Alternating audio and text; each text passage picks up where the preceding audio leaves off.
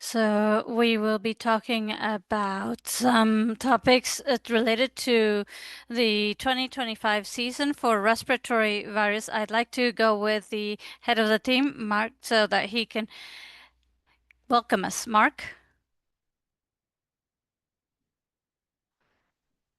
Thank you very much, Good Maria morning and good Fernanda. afternoon to all of you joining us today.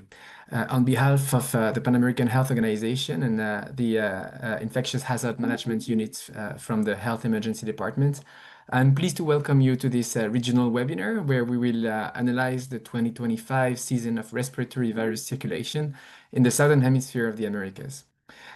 Each year, the circulation of influenza and other respiratory viruses impact our country with different intensity.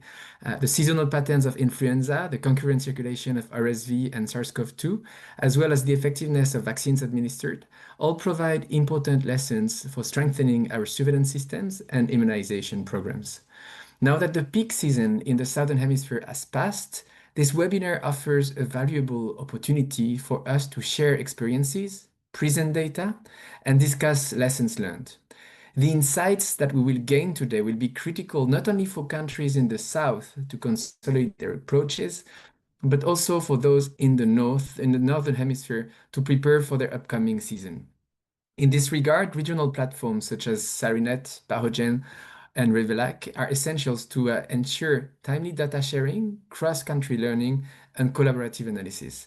These networks have been instrumental in building a community of practices that strengthens our collective capacity to monitor respiratory viruses, assess vaccine effectiveness, and guide evidence-based decision-making across the Americas.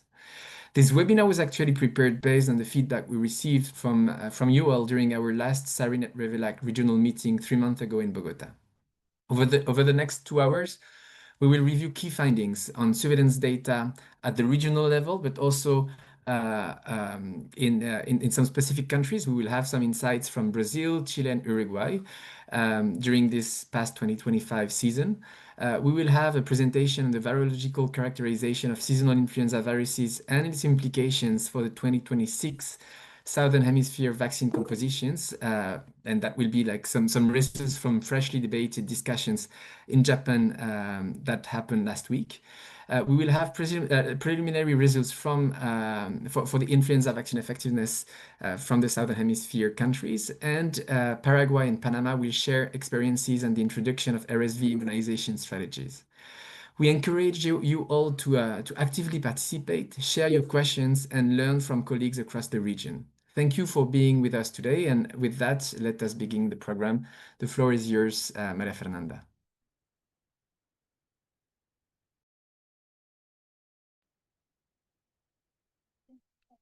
Thank you very much. Now we will start with the presentations, and we are going to talk about the analysis of surveillance reports in the Americas. And for this, I will share my screen.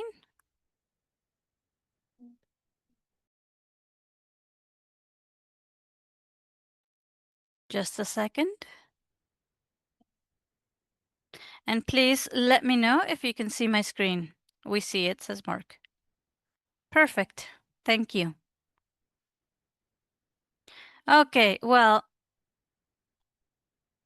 as Mark was saying, the idea for this presentation is to show you in broad terms how the three viruses behaved in the 2025 season. For this, we have the following sources: FluNet, FluID, SARINET mainly.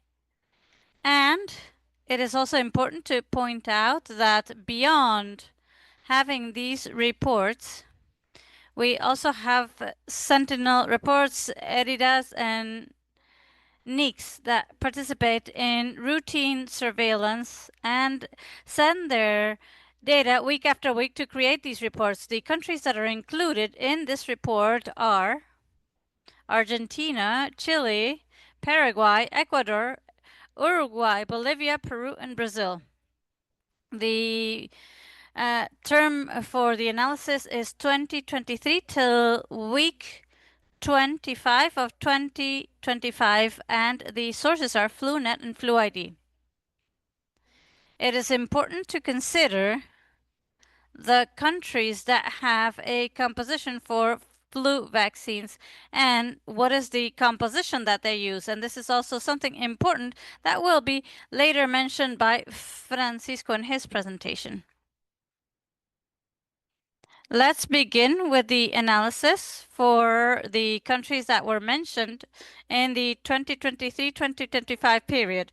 We can see that in 2025, we had an onset of the season that started in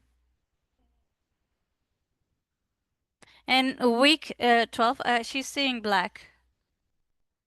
We saw it well, says Mark. For her, the screen has gone black.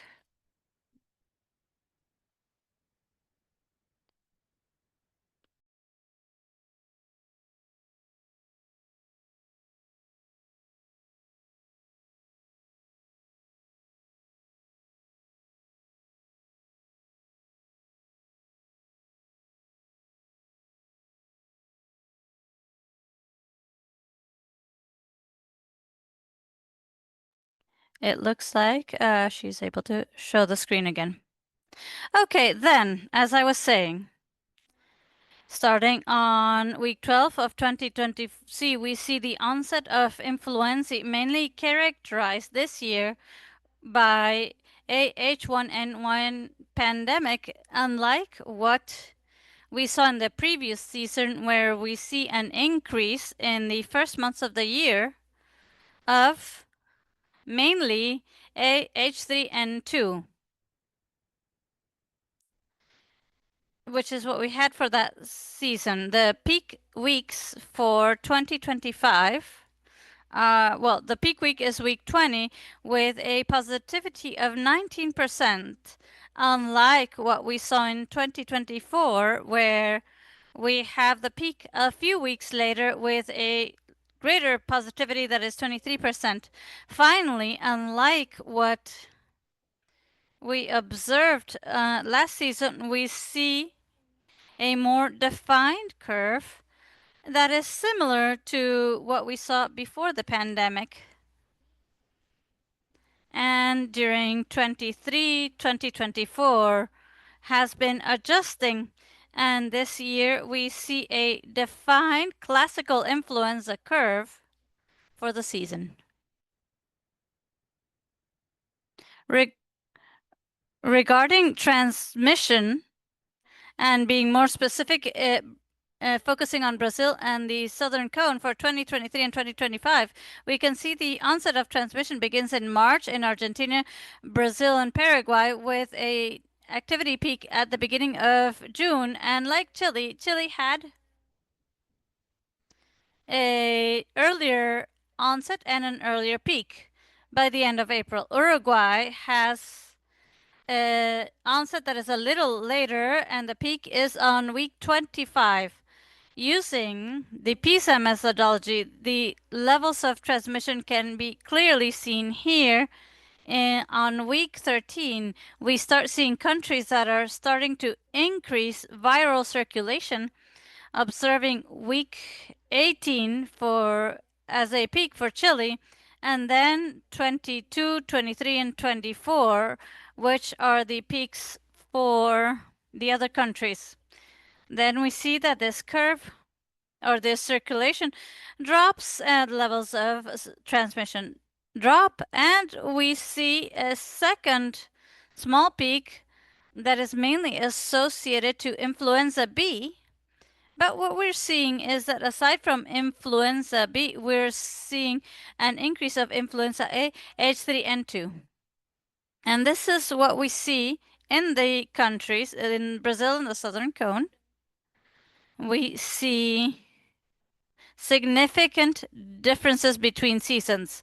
In Brazil, we have a broader term for the season, and Paraguay, we see an increase in influenza detection, and Chile has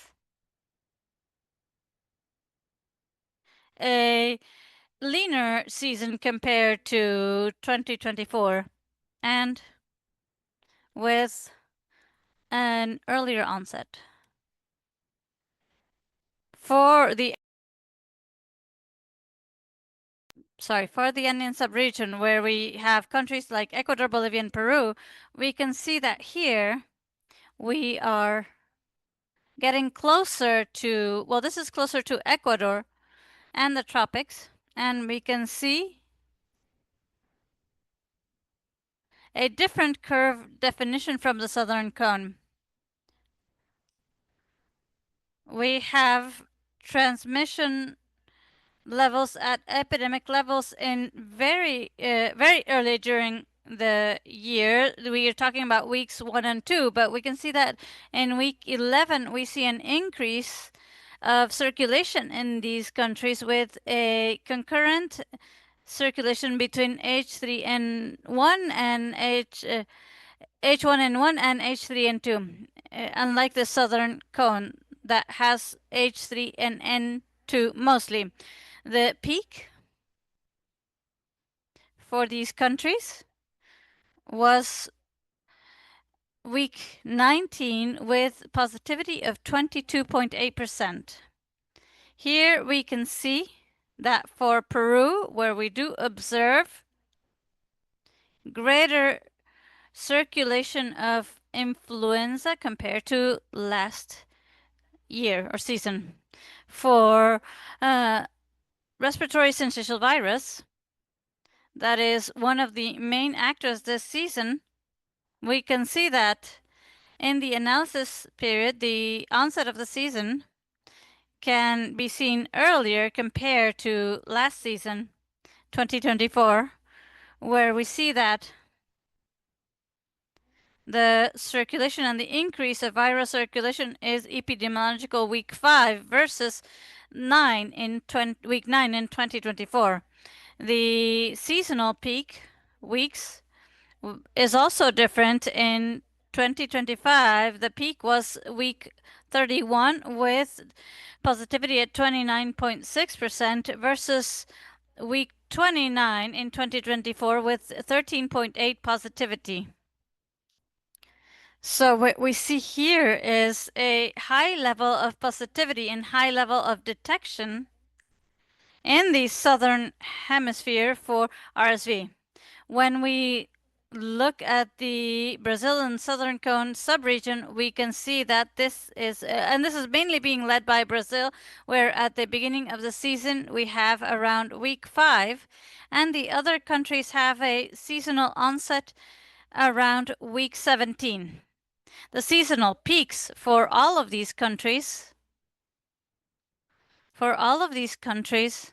except Brazil, are around week 30, and then they start dropping. Unlike last season, we can clearly see here that to date, by week 37, some countries like Paraguay, Uruguay, and Argentina still have high positivities compared to the same date in 2024. And this has definitely meant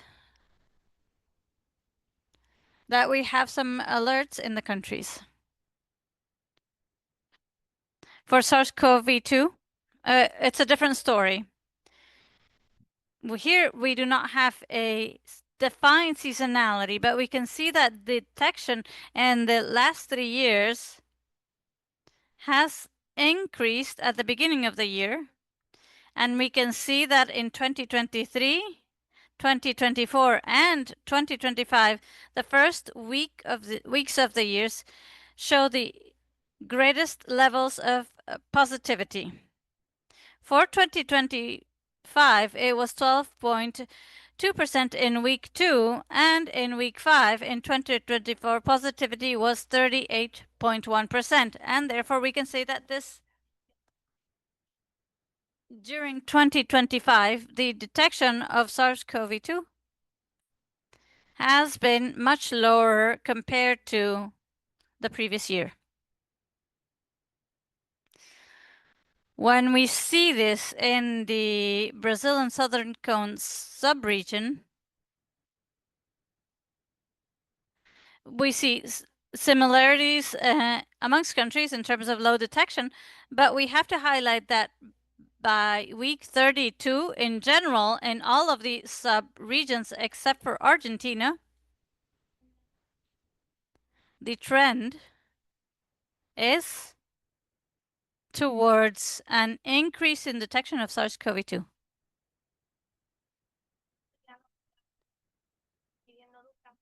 This is not necessarily a pattern, but we are entering a third year where we're observing that SARS-CoV-2 increases in circulation once the influenza positivity starts dropping. This is for the Andean sub-region where we see the same pattern. When we look at the Haiti and Iraq cases detected in Brazil and the Southern Cone, we see differences amongst countries, and this happens for many reasons. One of them is due to the level of recording that are sentinels, but it's also important for 2025, mainly the influenza cases, but we do see an increase in the detection of RSV. We see detection of RSV throughout the year, unlike Chile, where we see that RSV starts on week 20. That is similar to what we have seen in previous week in both countries. For SARS-CoV-2, we see the pattern that I mentioned before in summer months for all of these countries, and we do see an important increase in the detection for Brazil.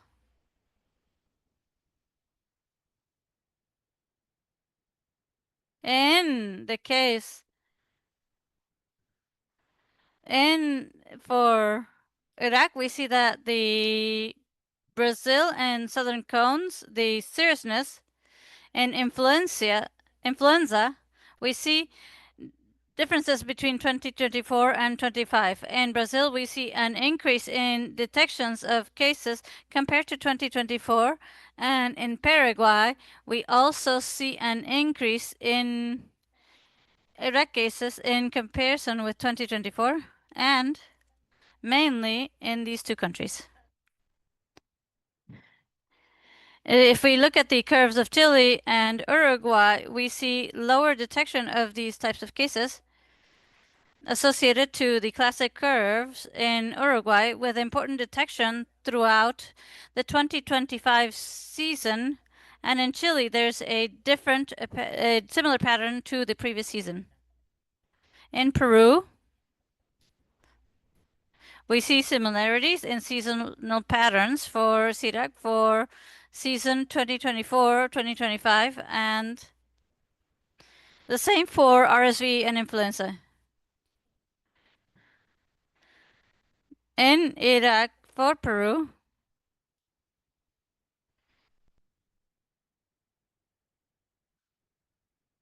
we see a greater detection of serious cases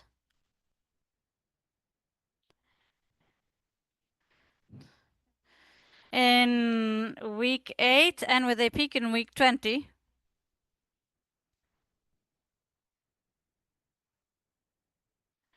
Unlike what we see in the previous systems. When we review the age groups, and this is related to the type or subtype of influenza that is circulating, we do see some differences.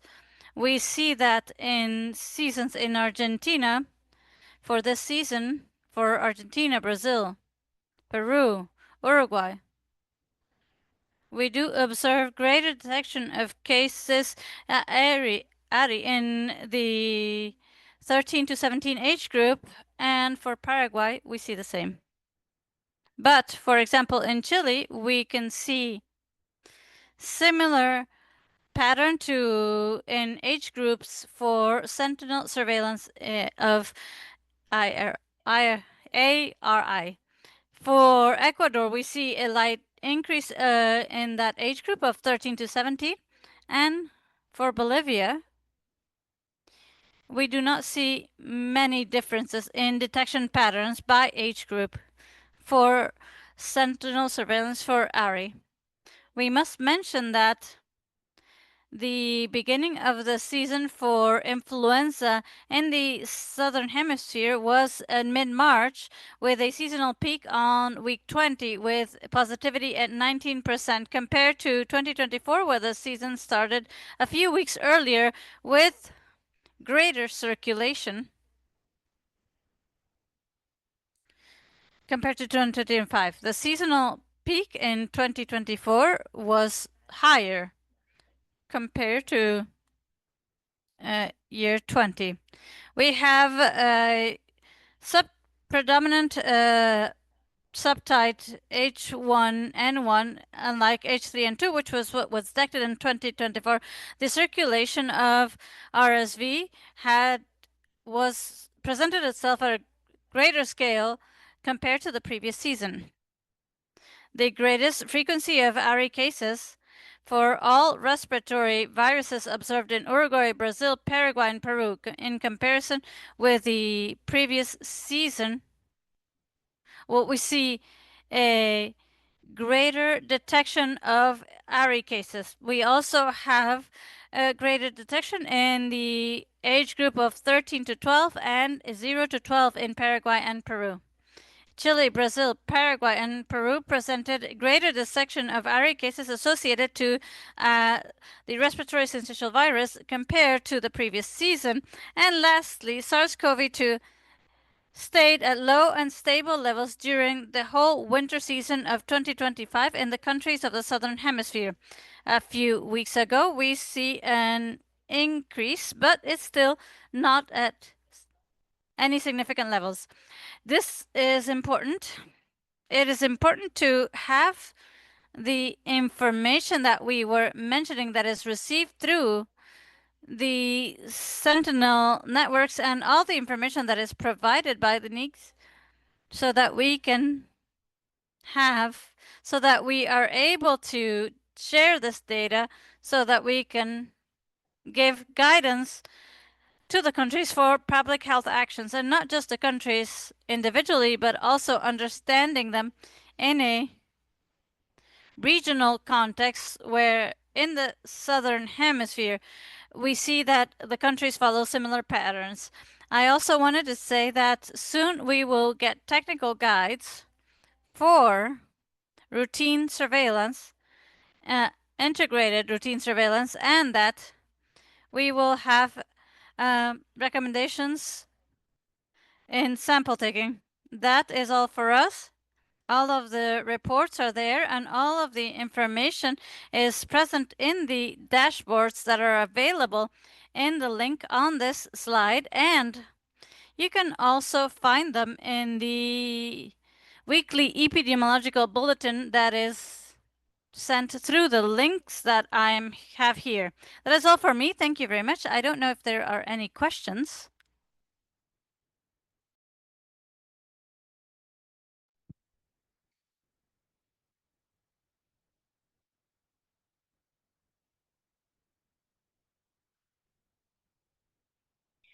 Muchas gracias. Thank you very much. Vamos a dar el pase a We are going to nuestra hand the colega de floor laboratorio, to our Juliana laboratory Leite, colleague, del equipo Juliana Leite,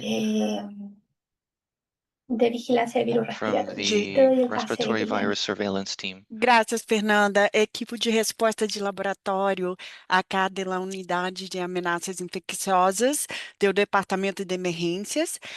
Os colegas pediram para eu apresentar um pouco da caracterização virológica de los vírus para o hemisfério sul, para essa nova composição de vacuna, mais especificamente a caracterização genética e antigênica. É muito técnico, vou tentar ser mais compreensível. Eu sei que há muitos colegas de laboratório, mas também há colegas que são epidemiólogos, então vou tentar Essa é muita informação, mas eu vou tentar ser mais concisa e um pouco mais didática para que logrem compreender um pouco como é feito toda essa caracterização e chegar ao final à composição da vacuna. Eu emiti os dados de efetividade de vacuna, porque creio que Tiesco vai apresentar. O que me gostaria de dizer é que quando trabalhamos para ver a composição de vacuna, estamos dando um forecasting, estamos prevendo o que vai circular em la próxima estacionalidade e assim ter uma vacuna que pueda ser efetiva para poder proteger. E os estudos de efetividade de vacunas também são muito importantes, porque assim vemos como foi a vacuna, os vírus que estavam em essa vacuna, para poder chegarmos ao melhor componente vacunal para a vacina de influenza. Então, deixa-me compartilhar. Peraí, deixa eu botar aqui no modo apresentação. Não, peraí. Deixa eu compartilhar.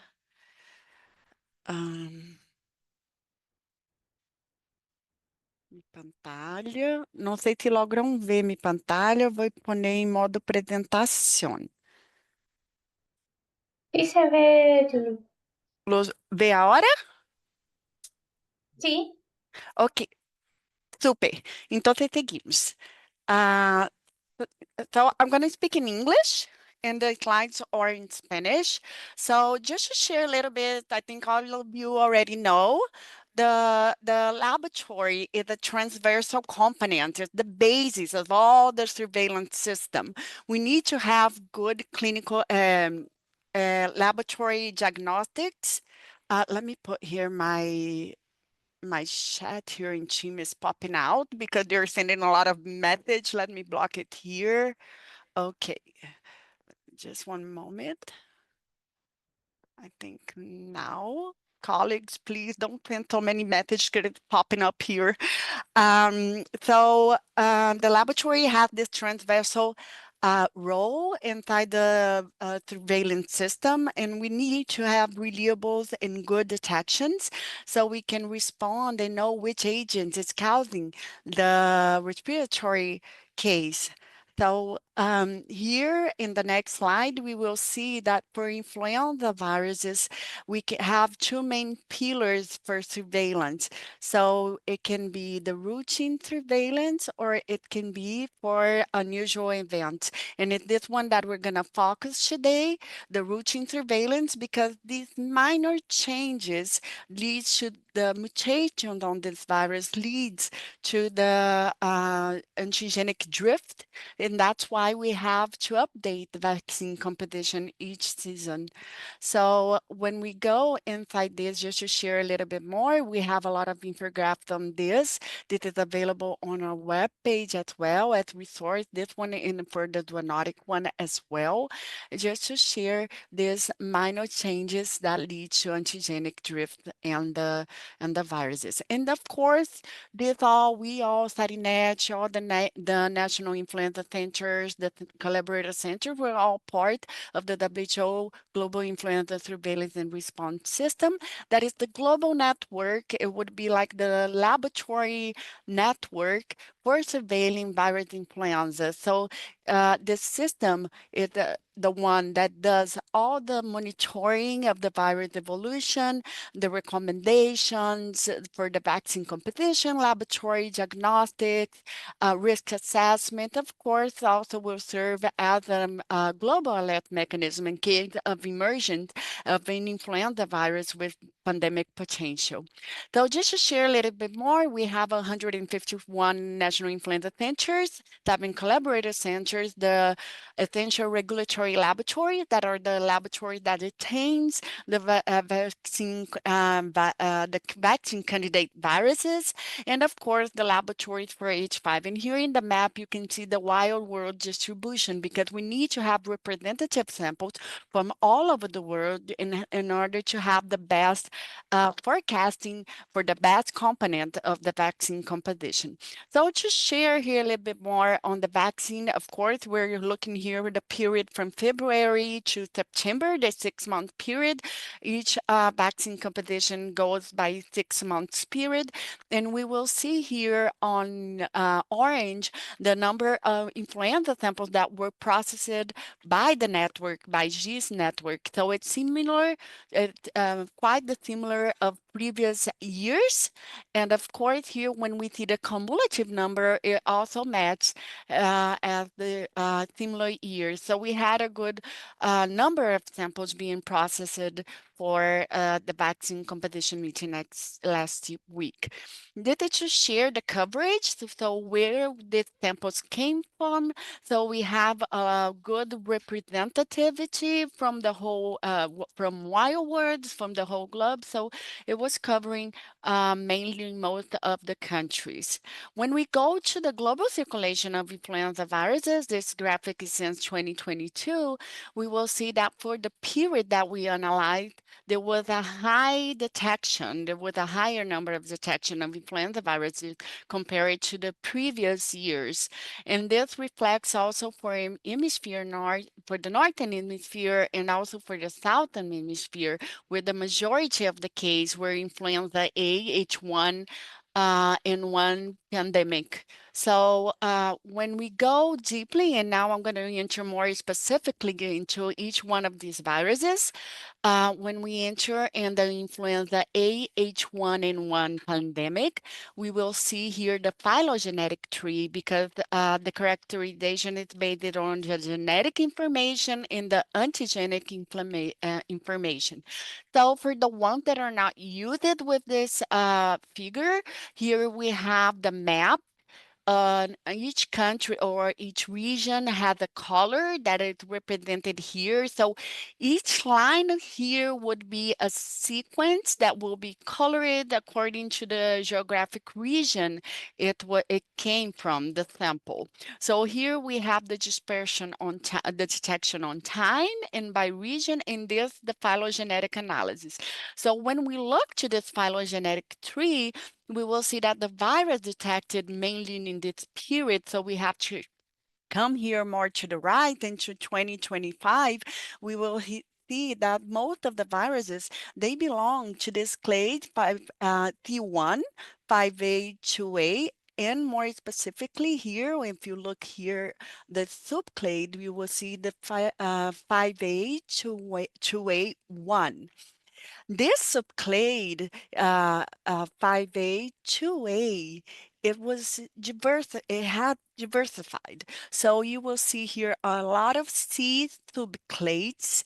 So you will see here that during this time, and you see here in the phylogenetic tree, the subgroups that will lead to the subtypes, the C19 and the D3s here also. So most of them are inside these both subclades here that were detected.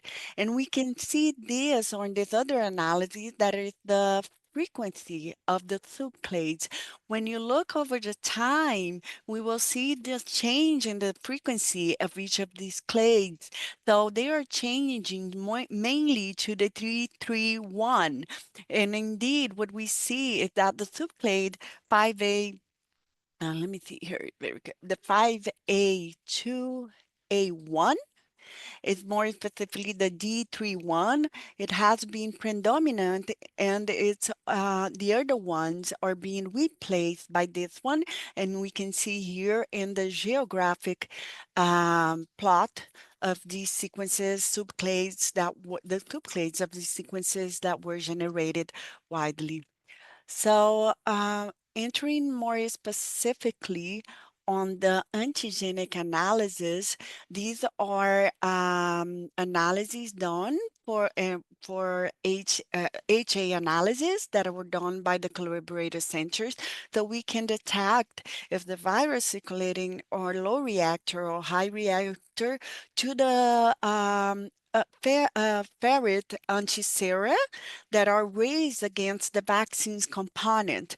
So in this case, we have the Wisconsin 69, that was the cell-based component, and the Victoria 4897, the egg-grown components. So you will see here that most of the viruses, they were high reactor. They reacted well with these antiseras.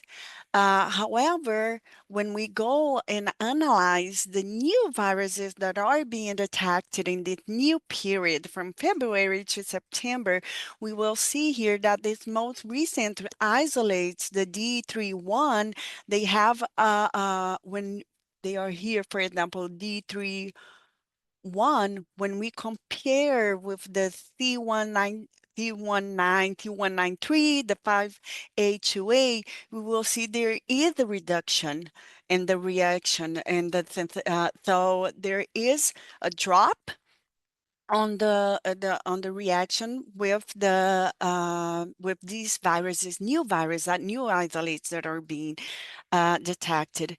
And this is reflected here in the antigenic cartography data. When we start seeing here and plotting them and corresponding them with what is circulating phylogenetically detected, there we will see that there is a move in the antigenicity of these viruses. So when we see here the circles that show the serum reactivity, they're moving away from this former component of the vaccine. And we can see this even more clearly here when we have the antigenic cartography.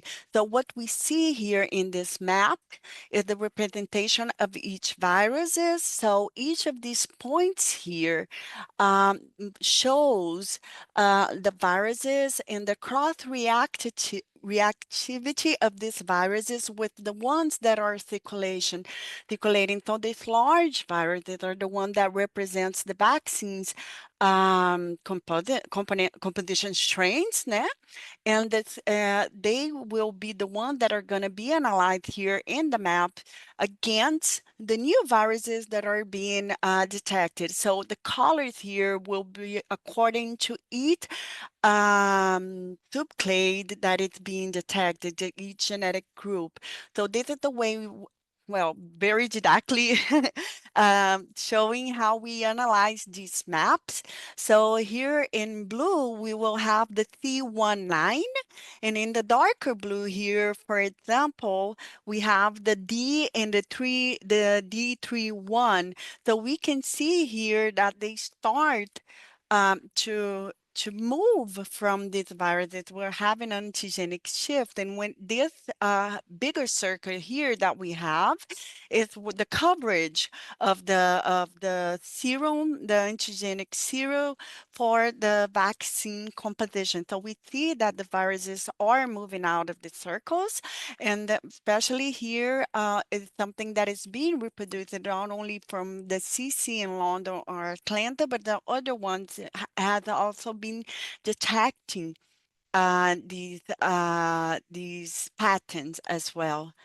So when we come here to human serology, you will see that it's with serum panel, of course, of people that were vaccinated for the Southern Hemisphere 2025 vaccine, sera from people that also have been vaccinated with the Northern Hemisphere 24-25 vaccine component. So we test for all of these. So these results of testing against the Wisconsin 67, that is the component of the vaccine, you will see that there is indeed, for these clades that are being detected, there is a significant reduction in the reactivity. So for the influenza H1N1 pandemic, we will see that the phylogenetic analysis, the HA genes of these virus that were genetically characterized, most of them belong to the clade 5A2A, more specifically to the clade the subclade C19, C193, or they will belong to this other clade, the 5A2A1, and the subclade D3, D31. For the 5A2A1 subclade D3, 1, there was a larger displacement in relation to the 5A2A in all the regions, and more specifically for the antigenic characterization um, with the ferret pot infection series of the ferrets, we will see that that of course were generated against the vaccine component for egg-based or cell-based. We will see that this clade 5A2A1, they were well recognized. They recognize well the viruses from this subclade, and the antiseria, the ferrets antiseries, that when they were tested against this subclade 3.1, we will see that they were better recognized. They were better recognized by the circulating virus from the other two clades, the 5A2A and the 5A2A1. So there is a comparison between these antiseries showing that these clades they are more antigenically distant. So, and also related to the human serology, we will see that when we compare the responses to the cell culture propagated viruses, the Wisconsin 67, we will see that there was a significant reduction. And for the viruses that are circulating in this moment that have been detected. So because of this, we'll see in the end, but I'm going to anticipate so we can have all the information together since we're going virus by viruses. So this led to a change in the vaccine composition for the H1N1 pandemic viruses. And indeed, when we go to the influenza H3, we will see here even more when we analyze the phylogenetic trees here. We will see that it has two main groups, and inside the G2, where it's most of the viruses, the recent virus, we're starting to see a split. So we're starting to see subclades, new subclades circulating. Indeed, they were designated because, of course, we only designate a new subclade based on antigenic characterization. It's not only because it's a subgroup of the phylogenetic tree, because here we have a subgroup that is not a new clade. So indeed, these new denomination came after the vaccine composition because they have had some mutations that led to antigenic changes. So we now, and we will see here, for example, when we go here to the G2, G24, we see faster expansion of this one compared to the 2.1 or 2.3, and also detection, of course, of G2.2. So when we see this phylogenetic tree, we can understand a little bit more why it's more complicated to get to define the component for the H3 viruses, because it had a bigger genetic diversity and, of course, an antigenic diversity as well. And we can see this in the frequency, because why for H1 you see the 3.1 mainly dominating. Here you see there is a mixture, and this makes it harder to determine which will be the ideal component for that vaccine. So when we see here, we see there is a shift. So this darker green here is the G25. You see it's being replaced from the beginning of the season to the end. And now here, the majority of the viruses that are raising and being detected is exactly the G2.4 groups. So this is important for forecasting, we will be circulating, and most of them are the same way. They started, for example, this nuclei being more detected in the Southern Hemisphere, but it's being detected worldwide, all around the globe. And when we go to this other chat here, so it's how can I, the frequency dynamic of these viruses. So it's a different way to look to these results. So mainly when we plot here, we're seeing the difference in between the subclades and the recent clades and the mutations on the HA. So each point show a weekly frequency dispersion globally, and we will see here is the MLR, that is the multi-nominal logistic regression. Mainly what we want to show here is the estimation of the growth of the fitness of the subclades. So you will see here that these new subclades that are being detected, the simplifying the G2.4 has a bigger fitness, a growth thickness, and it's dominated. And you will see here also on the very right of this graphic here, when it's starting to replace the other viruses as well. Oh, sorry. So, oh. Yeah, and mainly this will be also due to particular substitutions that they have on this subclades. The one that is very used to laboratories is the N158D, the E160K, the T383A, and other mutations that leads to antigenic drift. So here is again for the H3, the analysis to see if the majority of the viruses were low or high reactor. So these viruses we had a considerable number of low reactors to the vaccine's component for cells and for eggs as well. And it was fair, the recognition, but we did have this higher number. For example, here, if you see 44, 35, 21, 50, especially for the egg component, there was a lot of low reactors. So when we go to antigenic cartography, we will see here that, for example, let me get it here. So these here on the bottom are the G2 and the G23. Above here, we will have the nucleases that are emerging, the majority of the viruses, the G2.4 and the .27, and most of the different clades that we were seeing in the phylogenetic groups.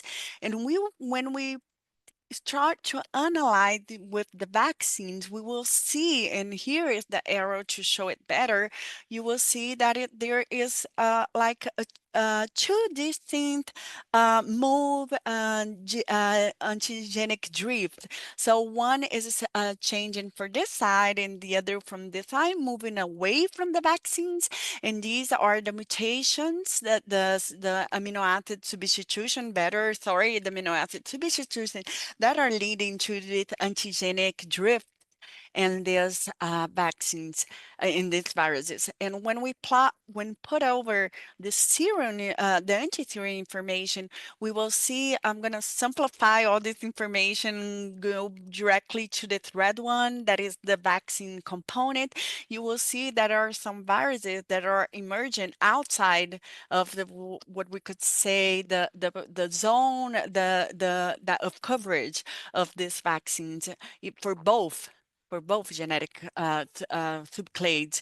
And of course, here the other analyses that I don't need to enter into so much details, because here we're analyzing new components, new vaccine candidates for the H3 viruses. So when we go here to the human serology, we will see also that for the viruses that the former viruses, the vaccines component, the sera for against the vaccine components, they are they have a good coverage.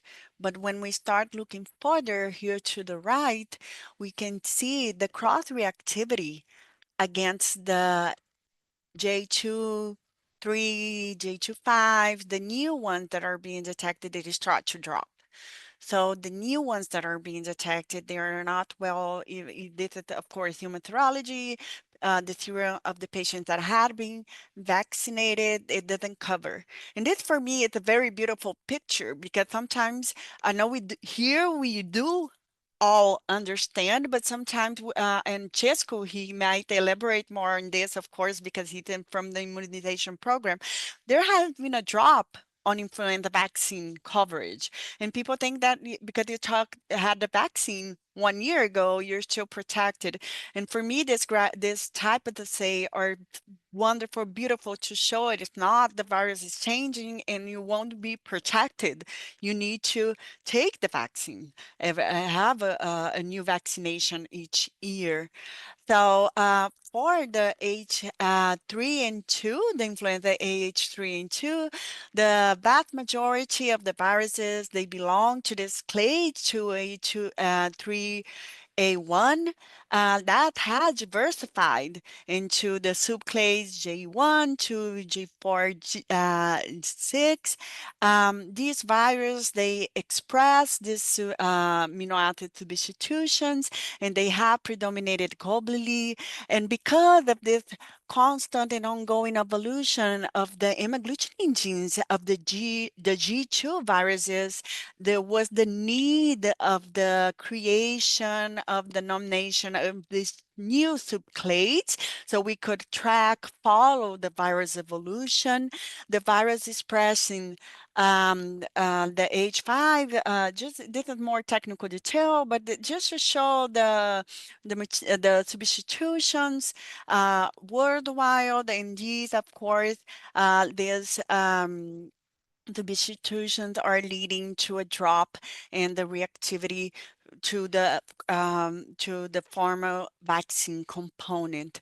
For the antigenic characterization as well, as for the genomics of phylogenetic information, the anti-seria again, the variant seria against the vaccines, the former vaccine component, although they recognize it, most of the virus, the new ones that are being detected, especially in these new subclades, they are being low reacted. And the same way, we have for the anti-sera here, they are testing it's when we tested the new vaccines candidates, so we can see that they were better reacting, especially because of these specifics amino acid substitution that is driving this antigenic drift. So for the human serology, in the same way, when comparing most of the new subclades, they had a drop, and it was significantly reduced the antigenicity, the reaction for the with sera of the patients that have been vaccinated with the former vaccine components. So so H3 also was updated, and we're gonna see here this at the end. And for the influenza B viruses, the same thing. So just to go on with this information and move a little bit quickly, all of these are inside the clade 3A2, and here we will have the subclades and the dominant one is the C5, the C51, the C51, the C56, and the C57. We have viruses representative in each one of the subclades. We have a little more proportion here in the 561, but most of them are inside this clade, although we have a little bit here, C31. And it's almost hard to see, but C3 too as well. And then when we go here to the frequency, we will see that then on this orange part, the subclade C561 and the 656 as a whole, sorry, the 656 is replacing and is predominating to the end of this season. So it's the coverage is mainly globally, but we will see that this one is the dominant and is the predominant one in this season. So when we go to the HISAs, we will see that there were fewer comparing to H3 and H1. There were very few low reactor, except for the ones that were tested in CDC. But most of them were 95% reacting well to the cell and the air components of the vaccine. So in the antigenic cartography, we will see also here that in green that it will be the vaccine, the component from the 25 hemisphere recommendation, and in pink and in purple here, blue, we will see that are these viruses, these new viruses that are being detecting, and when we plot this area of the Syria, you will see that most of them are covered. And different from the H3, for HB, when we have this coverage, it's sufficient to cover the viruses that are circulating in the season. So you can see reflect of this on the human serology. So you will see here that there's no significant reduction when you compare the titles against the vaccine viruses. And so this way for influenza B, we had only detection of the lineage B Victoria. And so there was no analysis for B Yamagata because there haven't been any detection since March 2020. For the phylogenetic analysis, the viruses were mainly displayed that we were saying, and all the subgroups that I was sharing previously, the five and find the C5 the subclade, and from here the antigenic characterization, we will see that the viruses, they were capable of reacting majority of the viruses that are circulating, and there was no significant reductions. So we get to this. That is the recommendation of the trivalent vaccine component.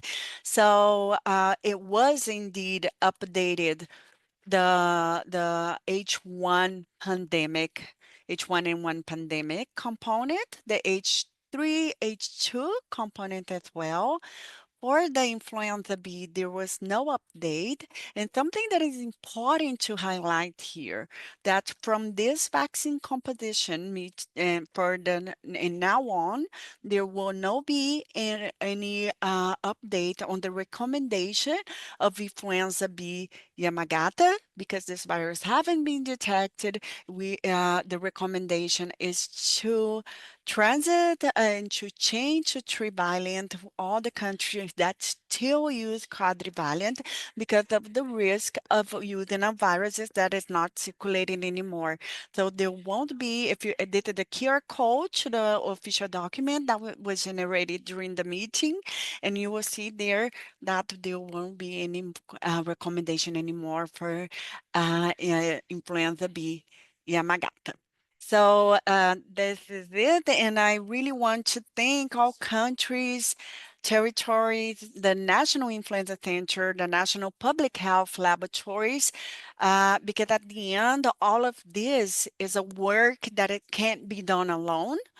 Each laboratory, each country, each sample that is shipped from your National Influenza Center is taken in account, is deeply analyzed, and these data are analyzed through the vaccine competition meeting. So it's this. I'm gonna stop sharing. Hope I wasn't so too much technical. I tried to simplify, and I'm open to any questions that the floor and the colleagues might have.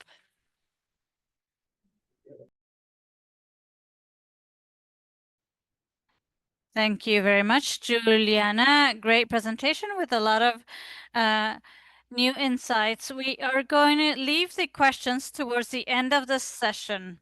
We do ask you to, if you want to ask a question at this moment, please put it in the chat. Thank you very much, Julie. And now we go with the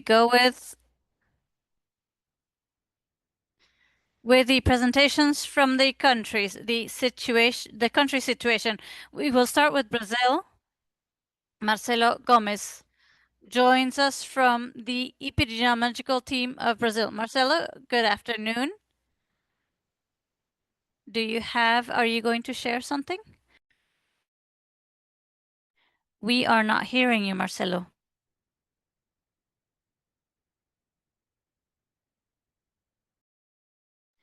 Do you hear me now? Yes, now we hear you. Yes, we hear you well. Thank you very much, Marcelo. We go with you.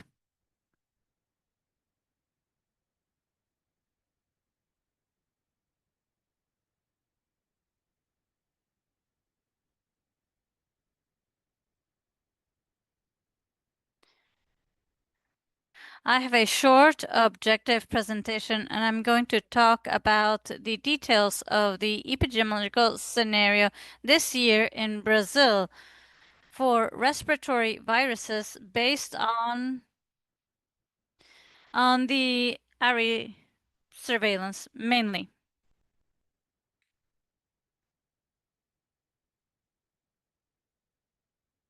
This is a report of what happened during the week. Epidemiological 1 to 30 something. Here we have the level per 100,000 inhabitants, and this is 2025 with a calculation of recent cases to compensate the digitation delays. The golden curve is the data from 2024. And finally,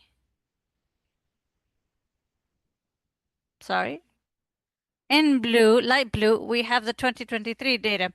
So we see that Brazil, in general terms, this year had a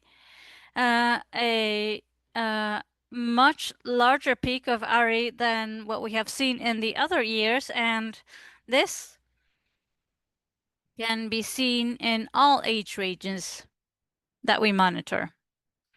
And this is mainly because we had this peak of influenza H1N1, and it had co-circulation with syncytial. Syncytial started earlier.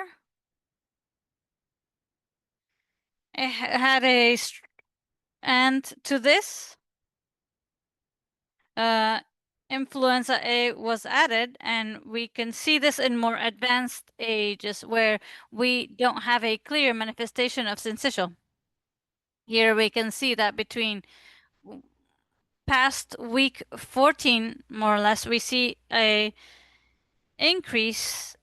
clear increase on ARIs. And here,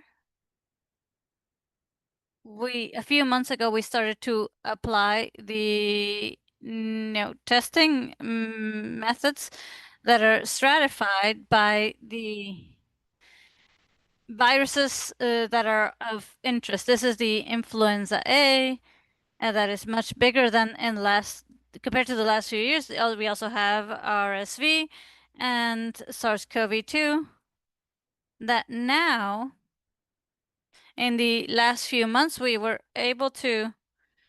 an increase in cases as the influenza A and syncytial were going down, we started to see a little circulation of COVID, and we see a trend that suggests that we could finally get seasonality for COVID in Brazil, but when we look at the different states in Brazil, we can see that some states have are similar to last year, but not all of them. So there's still some variability in terms of when we see the increase or greater intensity of circulation of COVID cases.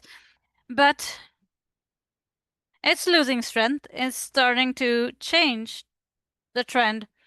And it does not look like it's going to reach the peaks that we saw last year and even less compared to 2023. So we do see the trend of a drop in ARIs related to COVID. Deaths, again, are still significant, and we have a lethality for RA due to COVID that is approximately 17%. Which is much higher than what we see with influenza. Now, regarding the RSV and influenza for the different regions of the country, we have north, northeast, center west, southeast, and south. The curve in black is 2025, in blue 2024, and in green 2023. So for syncytial, we can see that in terms of the momentum or the onset, the beginning of this epidemic cycle, this is very similar to what we expect. The colors are what's expected. So the golden band here, the golden is the expected values. The light off-white is low and the salmon color over here is high and this dark red is very high. For each week, and this is based on historical data. Historical data is 2019, 22, 23, and 24 for syncytial. We also see a volume, especially in the center and southeast. And northeast is similar to what's expected for syncytial. So it was not that different. But the center and south saw a stronger incidence of syncytial. Now for influenza A, the magnitude is much higher in all regions and in center and south, even higher than we thought we would see for influenza A, significantly stronger, not just compared to historical data, but in terms of the time of the year. So it circulated with greater intensity, but it did circulate during the expected period. So the magnitude was larger. Something else that caught our attention in this last month is this increase of cases, and this is H3N2, because this whole cycle that has passed was H1N1, but in two states of the center west and the district of Goiás, sorry, the state of Goiás is right there. And then we have the federal district inside Goiás. So we see this H3N2 increase. And that's just about half of the peak of H1N1 and similar to the H1N1 peak last year. So a large expression. And out of season and with an expressive intensity, what we expect is that this will happen in the other states in Brazil. We will start seeing circulation in the other states and then see similar impact at the end in terms of ARI due to SARS-CoV-2. We don't have the bands because we do not have seasonal patterns yet, and that's why we don't have these colors that we have for ARI for syncytial and influenza A. But the comparison with the last 2 years, if we look here, we see this one go up. We can see that the curve for 2025 has some similarities in terms of momentum or increase in cases to what we saw in 2024, but in comparison to 2023, not so much. But I would say that it's still early to affirm that we have the seasonality patterns for SARS-CoV-2, and even more so for the states in the Northeast and North regions, because there we see a lot of differences. And with that, I'd like to close it. But one last important point, and we can see that the 2 peaks for 2025 associated to RA due to SARS-CoV-2 at the beginning of the year, and now at the beginning of the second semester of this year, and the regions in general, at least in most of them, we see peaks that have less intensity compared to previous years. Well, this is fundamentally what I have to present. And this is in presentation about, or the snapshot of the respiratory viruses for the season in Brazil. Thank you. Thank you very much, Marcelo, for your presentation. We now will go with Paula Rodriguez from Chile, so she can give us her presentation. Once again, I ask you, if you have questions, please place them in the chat, or you can ask them at the end. Very well. Thank you very much for giving me the floor. I'm going to give this presentation about the respiratory virus season for Chile. And we are going to talk about some general concepts. First, in Chile, we have a winter campaign plan that leads the actions or directs the actions that we take in Chile to face the respiratory virus season. Then we are going to talk about this year's epidemiology, the response at a country level, and the challenges that we see for 2026. We'd like to begin with our winter campaign plan. This is a plan that we've been implementing for many years in the country. We started in 2000, and it has been improved with the passing of the years, and we are creating new governance instances that allow us to improve the plan. The goal is to reduce morbidity and mortality for the population due to respiratory viruses, and we work in coordination with different teams in the Ministry of Health. In this plan, we have the permanent exercise of preparation, operation, and evaluation of the plan to adapt to the different realities that we see in our country. We have 9 lines of work, 26 objectives, and 109 actions.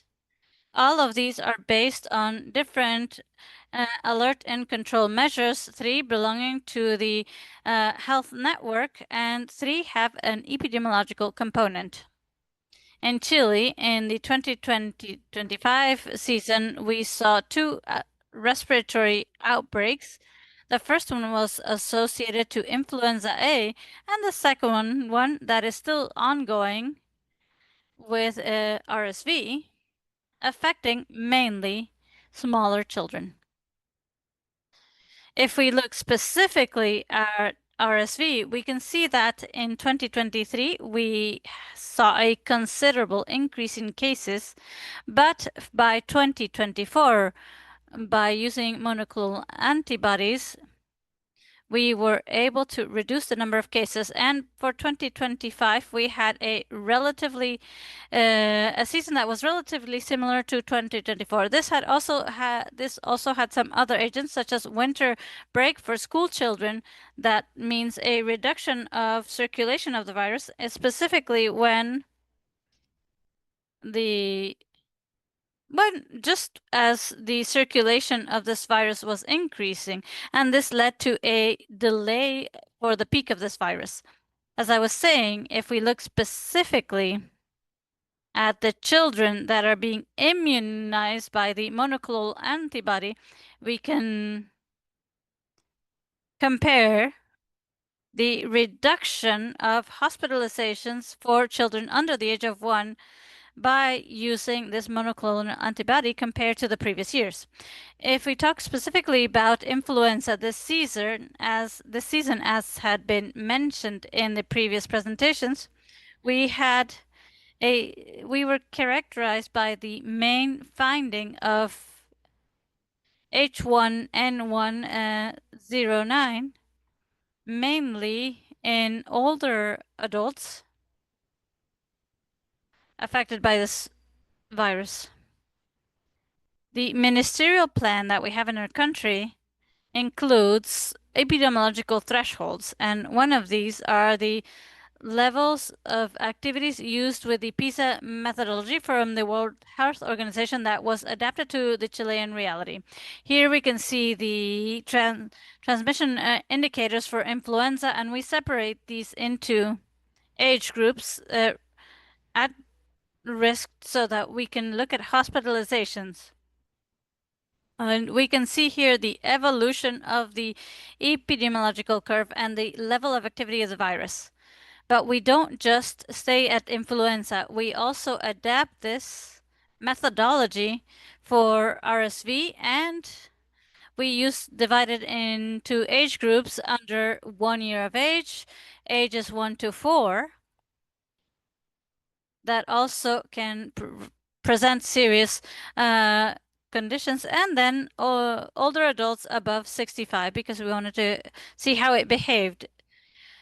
Other indicators that we use in this methodology is the seriousness or acuteness, and we understand this as the number of cases that go to hospitalization due to acute respiratory infections. And this is the total admissions, and this allows us to see the evolution throughout the year of the proportion of hospitalized patients for RE. Here we have the threshold for impact. We calculate this. We look at the ICU beds, patients requiring ICU beds, and the total needs of ICU beds in our sentinel hospitals, and then we separate pediatric impact from adult impact, thinking about the availability of beds and what is required for acute respiratory infection surveillance, so that this can be a mechanism that can allow us to know the number of cases that require ICU beds due to acute respiratory infections. The response in health varies at the different levels of care. In primary care, we reinforce the different rooms and the urgency network so that we can address the impact of the increase of respiratory viruses in the population. This includes strengthening or enhancing consultations and provision of services, the increase of and follow-up of abbreviated hospitalizations, that is clinical management that is done in primary care due to obstructive charts for children and adults that include respiratory therapies. In urgent care this year, we had a behavior that was relatively similar to 2024, but as you can see, when we had that main peak around the week 20 in 2025, we see a lower curve than what we had seen in previous years, 31% less urgent care attentions compared to 2024 and 2023. We see something similar in hospitalization, where we saw a behavior that was much more similar to 2024, but in 2023 specifically, we had 33% less than that year. We can also note that winter break influences this drop right here. These are the school vacations. Within the monitoring that we do, we also enable different beds, be they pediatric or adult, and in this case, the enabling of critical acute pediatric beds for that period. We kept those beds enabled with an occupation that is not 100%, and that means that there were available beds in acute pediatrics throughout the year to face acute respiratory infections. We can see something similar for adults for the whole period. There were always available beds for the people that required these due to respiratory viruses. Likewise, we are this year looking at a reduction of hospitalization due to respiratory causes, specifically for children under 1, which is the time frame under which we immunize with the monoclonal antibody. And specifically, we have 62% urgent care or hospitalizations in 2025 compared to 2023. Now, specifically for hospitalizations, we did not have a specific peak during the year that could focus on children under 1. We saw a drop of 75% if we compare it to 2023 in the seasonal peak, during the seasonal peak. Regarding the deaths that can be attributed to RSV for children under 1, we are very happy as a country to say that this year, just like last year, we have not had any deaths related to respiratory syncytial virus in children under 1, which is a great achievement for us. We are very happy to have been able to achieve this. And this is also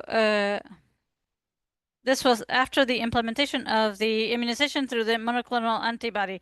Of course, we still have some challenges for the coming years. One country objectives are: 1 is to reduce morbidity and mortality due to respiratory viruses in the population, and so that we can avoid acute cases associated to respiratory viruses or illnesses, something that we have talked about within our committee and worked on in the country is to include some bacterial infections that are relevant for the current season. This year, for example, we have also followed up on a couple of bacterial infections, and the idea is to follow up on these diseases as we do with respiratory viruses. Of course, we have to maintain immunization strategies, especially in hospitals, that allow us to have a high coverage for immunization in the monoclonal antibody and other strategies. And of course, adapting measures and epidemiological thresholds so that these can be used in the health network so that we can make decisions related to financing and management of health networks. Thank you very much.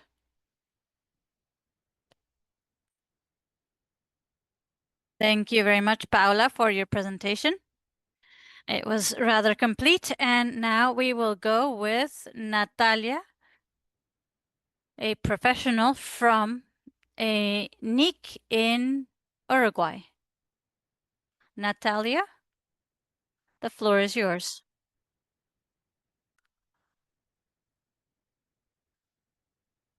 So you will be sharing the slides because our connection is unstable today. So anyway, thank you very much for that invite. Yesterday we got a call from PAHO to see if we wanted to participate and show our results. I am in charge of the National Influenza Center and in charge of the Department of Public Health Labs, and I am giving you a summary of the data that we have so far for this year regarding the circulation of respiratory viruses. Next. Basically, to mention that in Uruguay, sentinel surveillance has been done for many years, but we understand that in 2018, there was a better setup for the sentinel centers, given that we were able to maintain the same number of centers since then. The centers are basically located in strategic places in the country.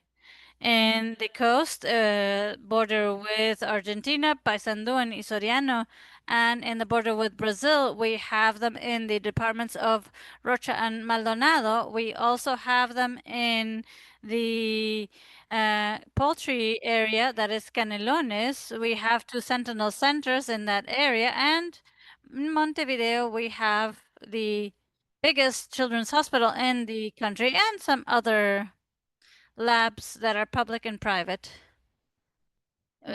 What I want to show is that there's work that we did this year that we haven't done in other years, is to go to the lab with the ministerial infection committee to the sentinel centers to visit them, to provide suggestions, to hear from them, hear about their concerns and their needs. And this has influence the number of samples that we are receiving and the support that they see that we are providing them in any event. Next slide. What I'm showing in this slide regarding influenza type illnesses, what we see in the first graph, we see the circulation of H1 and SARS-CoV-2 and influenza B. SARS-CoV-2 had annual circulation. We had very few positive samples, as was said at the beginning of the presentation. This happened during the warm months of summer, the first months in the year. And then throughout the year, we've had very little circulation, starting only in week 37 with some cases, but not relevant for SARS-CoV-2. For influenza, we detected the first cases in April, and in week 23 to 25, we saw the peak for circulation. We only had influenza H1N1. We did not have H3. And the circulation of influenza B started mid-June and continues circulating now in lower numbers. Regarding the second graph, and this is syncytial respiratory syncytial virus, we see the RSVA prevalent compared to RSVB. We didn't really have. We had a lot of RSV. This is the predominant virus for ARIS, and in the ILIs, it was 21% in terms of positivity as of week 39. And we see that there's circulation of the metapneumovirus.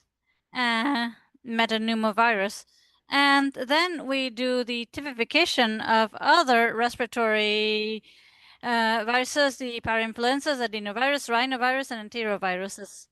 And out of those viruses, what we can see is that there is a lot of co-infection or co-circulation with rhinovirus with enterovirus in the population, basically the children. And in the next slide,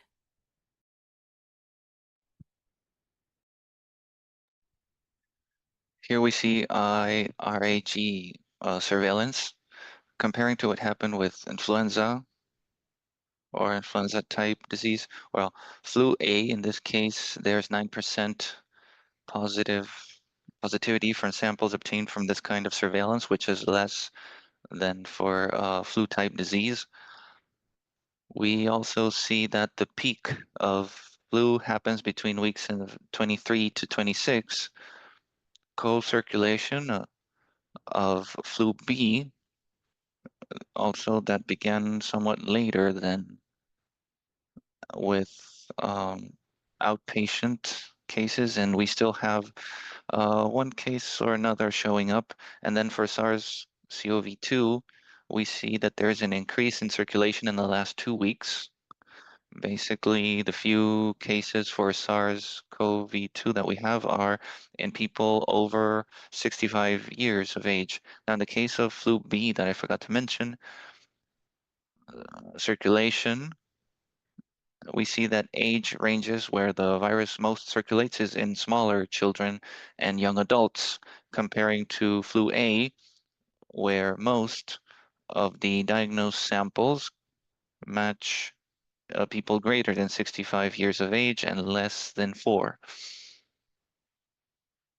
And then moving on to the last slide, where we have results of genetic characterization for those samples that we have submitted to international collaboration centers. For the samples we submitted for flu H1, we see that they are within the designated clade, the same as the vaccination, 6B, 1A, 5A, 2A, and for flu B, we also have that only Victoria circulating and the clade being 3A2. And for SARS-CoV-2, in spite of the few cases we've had in the year, we see that there's a major variability for the Omicron lineage or variant, sorry, where in the last round of samples sequenced that corresponded to months of July and August, we had 3 samples with variant XFG entitled Frankenstein and a Nimbus variant. This is as for SARS-CoV-2 and flu. I have no other slides, but I would just briefly mention that we are also beginning to sequence SRV under collaboration with Senetrop from Bolivia several months ago, based on South-South cooperation that they generated, so that we supported them in beginning to sequence SRV. They came into the country. We showed them the methodology that we employ, and the idea is for them to be able to replicate what we have in our country and theirs to begin sequencing SRV. We do not yet have samples for SRV deposited on the database GEIS-6 because we're finishing analyzing what was obtained. But the idea is to have that virus mounted or set up, taking the opportunity that the vaccine for pregnant women has begun recently in our country. And it is important to see the results that we can obtain from that vaccination based on the SRV circulation in the population for this year. We do not yet have the results, as that will be closed later in the year, but I would just tell you that we are expanding genomic sequencing to other viruses beyond flu and SARS-CoV-2. That's all from my end. Thank you very much. Thank you very much, Natalia, for the update and for taking the time to tell us about your situation. We will carry on. We will leave questions for the end of the webinar.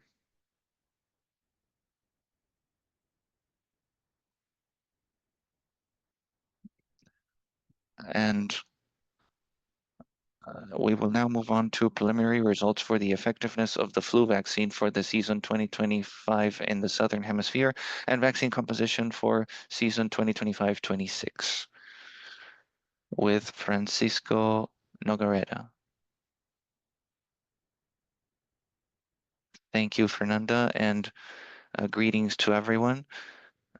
I will try not to take too much time as there's already a lot of information that has been shared by the colleagues, mainly by Juliana, who has covered very well the whole aspect on laboratories and virologic sequencing that impacts the composition of the vaccine. I will now get into effectiveness assessments that we perform from PAHO and in collaboration with the countries that are part of the Revelac network in this mid-season analysis. As you know, we perform two analyses, one mid-season and another at the end of the season that contribute to deciding on vaccine composition as was explained before. So I will now share in presentation mode. So from PAHO, we perform these assessments through the network, Revelac, which is a network that has more than 12 years since its inception, and it applies sentinel surveillance on IRAG for influenza that already exists in the countries. And the goal is to monitor and to produce yearly forecasts for seasonal flu activity in the Southern Hemisphere. Later, it was included the effectiveness evaluation for COVID-19 vaccines in 2021 and recently in 24 also for SRV using the same IRAG study population. Currently, there are 5 countries participating, which are Argentina, Brazil, Chile, Paraguay, and Uruguay. And this year, also, Colombia has joined the network, contributing with its data also to effectiveness estimations. However, this data was not included on the analysis for the mid-season analysis, but it will be included at the end of the season. This network is an intersectorial one where surveillance and immunizations are working and laboratory are working together to produce these estimations. The main goal of this network and this assessment is to estimate effectiveness for these vaccines for flu, COVID, and SRV, and preventing hospitalizations. And we can get estimations by risk group, by type and subtype for influenza. We perform an analysis at the regional level, aggregated for all countries, but also in some cases we can obtain estimations by country. And on some occasions, we can also get data at the subnational level. This is a multi-center study for cases and controls in negative testing. This research has been employed for more than 20 years, mainly for flu, but also for effectiveness assessment for other viruses. And we are employing the IRAG surveillance network for hospitalized patients in all Sentinel centers for these countries that I mentioned. Now we will get into the assessment for this 2025 season. As I said, we have 5 countries apart from Colombia, but Colombia was not able, we were not able to include their data for this mid-season estimation. We have these 5 countries. We have the beginning date for the vaccination campaign. As we see, Argentina, Chile, and Uruguay began in March, then Brazil and Paraguay began in April, so different dates, and they also have different target groups for vaccination. They vary slightly between countries. So among children or the elderly, the age considered for vaccination differs. Now, what are the results that we have from this assessment? The study term was from the 1st of March to 5th of July. We did the cutoff on July 5th, and a total of more than 200,000 hospitalized patients were reported via IRAG. However, 162,000 were excluded due to different causes that we will later see the main exclusion causes. So we remain with a total of 38,273 patients included in this midterm assessment.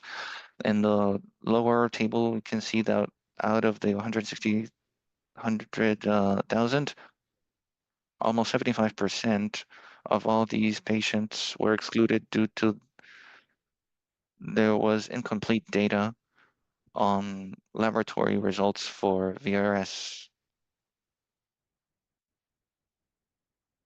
or sorry, SRV. So we would have to refer to laboratories to fulfill this kind of assessment for influenza. Otherwise, these patients must be excluded. The rest of exclusions are due to, for example, the hospitalization was prior to beginning the vaccination campaign, or that the sample was taken 10 days after symptom onset, or also 1.5% where the vaccination status was incomplete. But it was mainly due to PCR data being unknown. Now, out of this 38,273 patients that we finally included on the analysis, we have here the country distribution. The great majority come from Brazil at 79% almost. We have the distribution per age group or target group.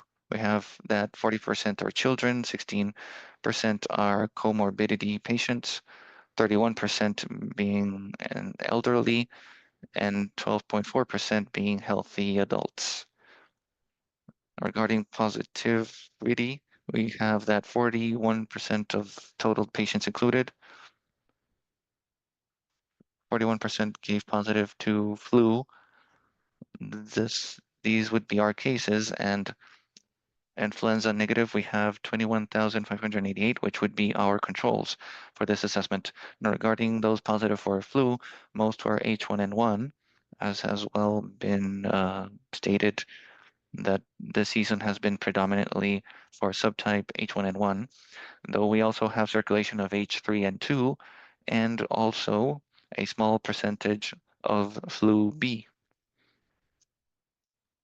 Out of these patients, to say that only 15% were vaccinated, so we also have to improve coverage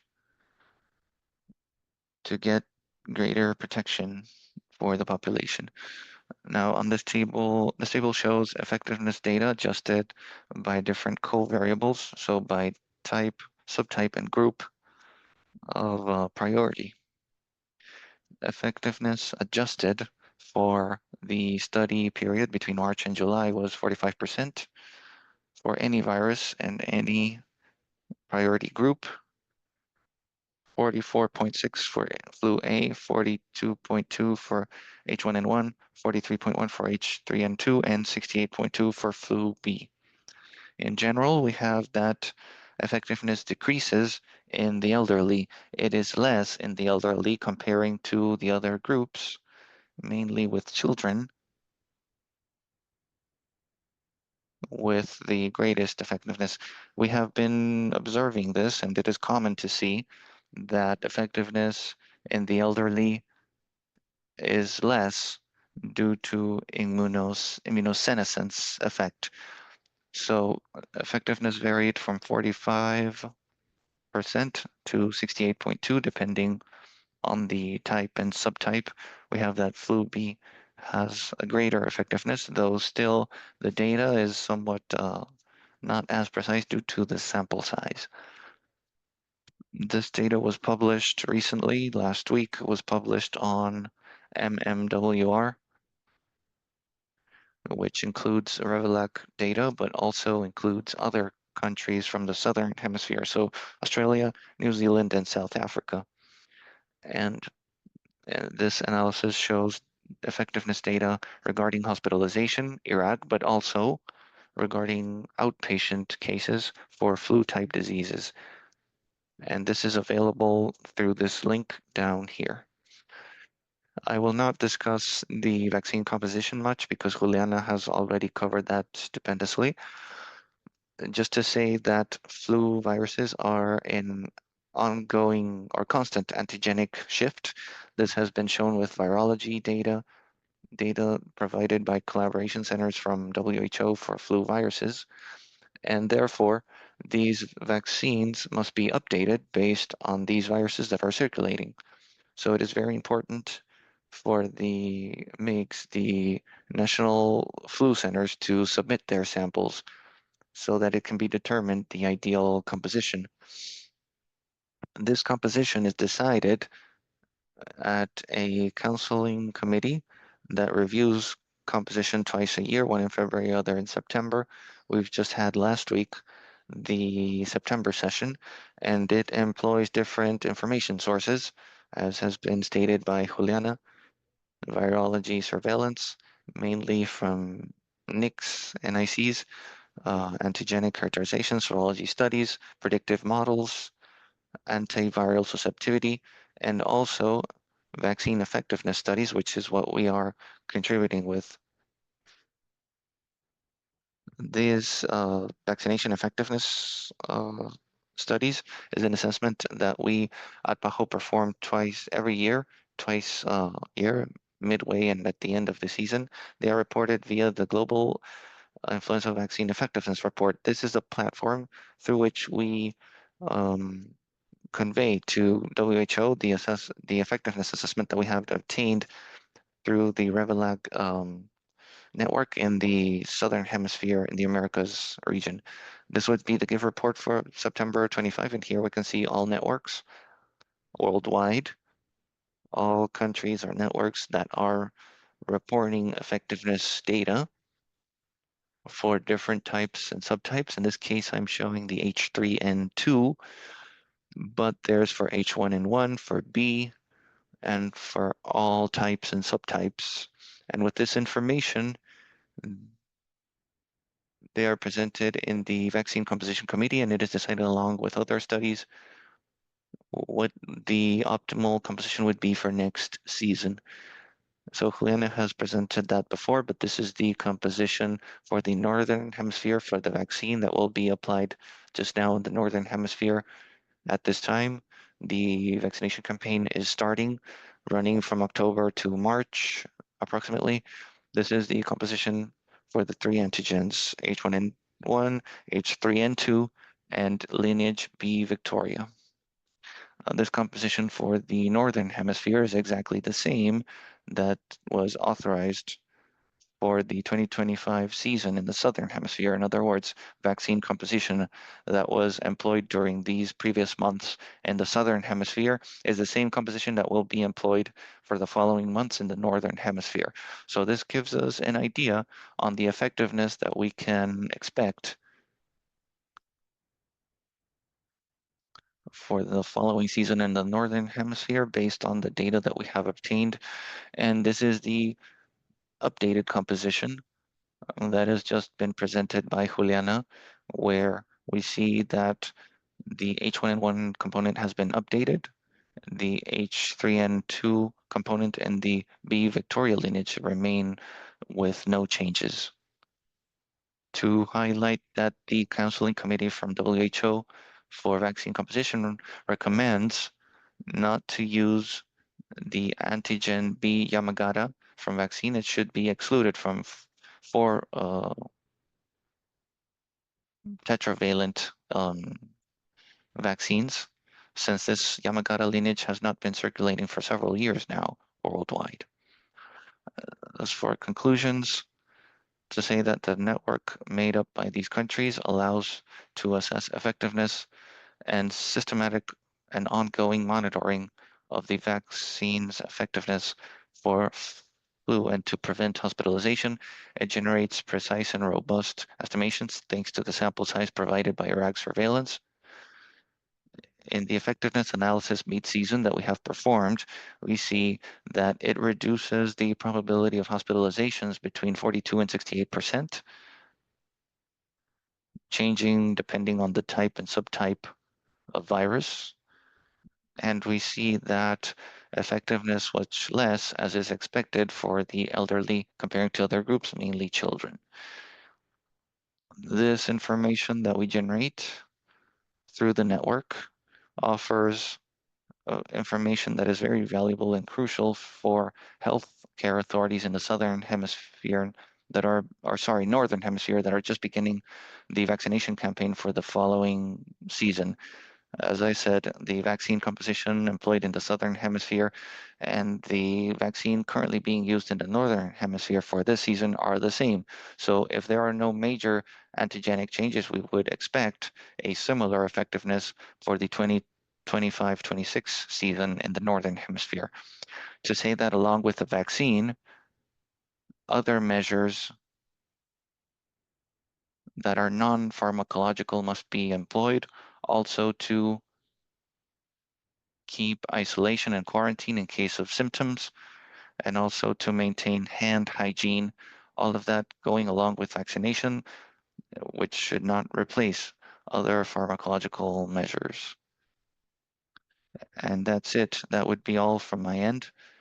I would like to truly thank the countries that are contributing with all of their data and all the effort carried out, not only to the PAHO office in our countries where their duties crucial for this to move forward, but also to all countries, both in epidemiological surveillance, laboratories, and immunization services, Argentina, Brazil, Chile, Colombia, Paraguay, and Uruguay. I would like to mention them for all of their hard work, and also our PAHO colleagues that are working, Jorge Jara, Annette Reagan, Antonio Mendez, Paula Coto from the emergencies team, and also our CDC colleagues working in these assessments. That would be all from my end. Thank you very much, and I will hand the floor to Fernanda. Thank you so much, Francisco. Excellent presentation, quite complete and undoubtedly much input for countries. We are going to continue with the last couple presentations that pertain to immunization and syncytial respiratory virus challenges, strategies, and lessons learned in countries that have implemented the immunization strategy for SRV. We invite the Paraguay team to present.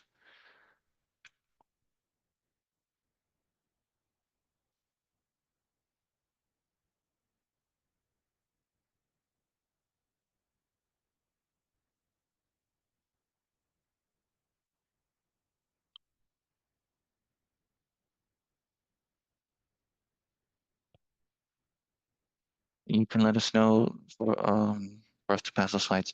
So thank you so much for the invitation. Good afternoon, everyone. This is to present Paraguay's data. We were told to speak only about challenges, strategies, and lessons learned on implementation of immunization for the monoclonal antibody against SRV in Paraguay. I am Dr. Katia Peralta.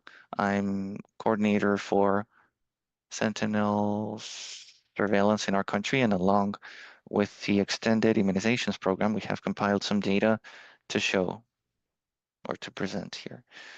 Next.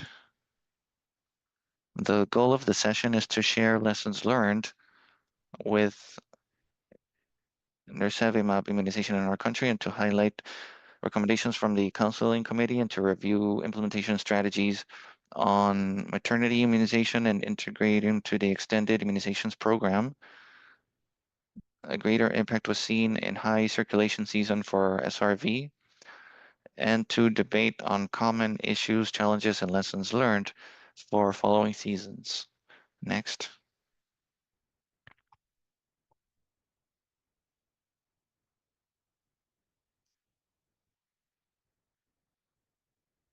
Next. For this, we have been requested to analyze data available in Sentinel surveillance for respiratory viruses. In our country, we have 10 Sentinel centers for Iraq surveillance for SARI. And we have analyzed from 2016 up to the data that we had at that point where we were called to session up until 2024. Generally, SRV cases begin in week 10 up to week 14 onset of circulation, with peaks that usually go from week 21 to 24. We see here 2016 it was week 23 and it was repeating in 2018. It went out of the section that was in week 27 in the year 2019, which was the highest peak that we had in our country. Then was the term of the pandemic where almost there were no cases, a delay up until week 33, and then we get into the pattern of weeks 21 to 24 that we were having. And the year 2024 presented a peak somewhat later in the week 29, and in 2025 also it happens in week 29. Next. We were also asked to analyze all data that we had for children less than 1 year of age according to their month of birth, and we see that 76% of cases happen between the months of January to June, especially those born from March to May. So having that data, it began being analyzed. How would the strategy be for including the antibody?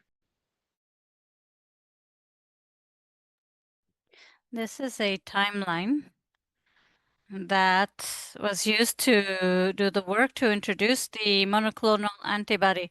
In April of last year, there was our institutional consensus with all the immunization programs and the program of children and adolescents, the maternity programs, and the scientific societies. In April, we also had the recommendations of the National Technical Immunization Community, and in June of last year, there was a cost-effectiveness analysis, and in August of 2024, our interinstitutional team, the technical committee called Nirsevimab, was formed to create some guidelines for the inclusion of Nirsevimab. This was done in March of 2025, and for the 28th of March, we started with the monoclonal antibody immunization campaign in our country. And for this, in August of 24, we had a ministerial resolution from the technical committee, and for March 17th, a ministerial resolution to include the monoclonal antibody against respiratory syncytial virus within the immunization schedules for the expanded immunization program and its technical guidelines. This is a national campaign. Next. We established several meetings with all of these sectors to draw these technical guidelines in March. Next. And the implementation strategy would be the delivery point, especially in maternity.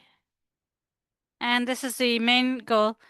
The main group being children born between January and July. And we have vaccination being carried out by pediatricians in the offices.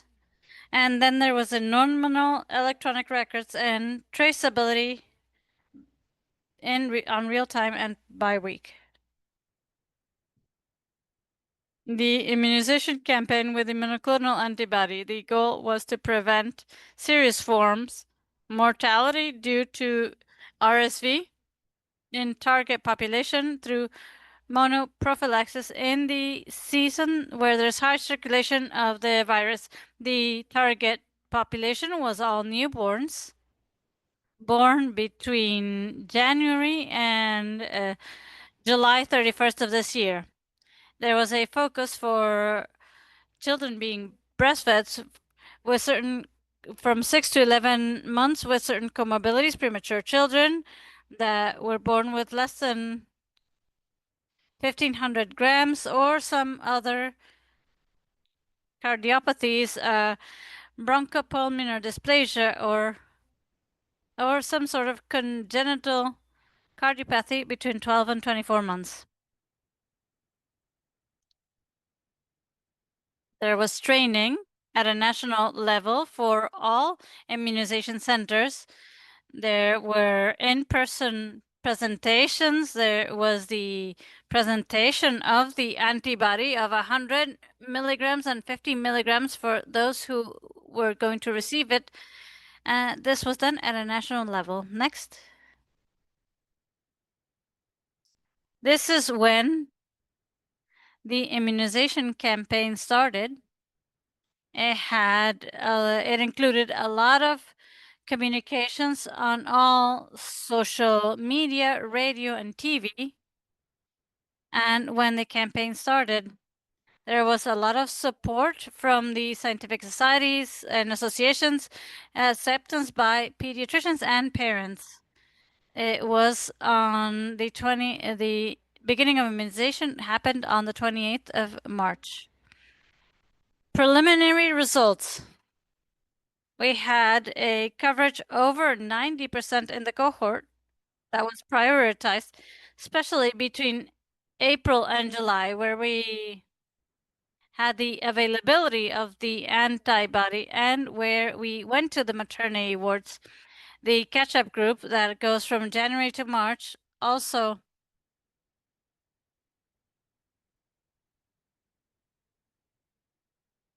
was recruited to pediatrics offices.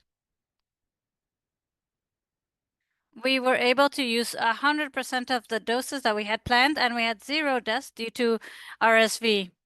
A reduction in hospitalizations of 73% due to respiratory syncytial virus, and a reduction of 67% in therapy compared to especially 2023. We were able to protect 40,000 newborns.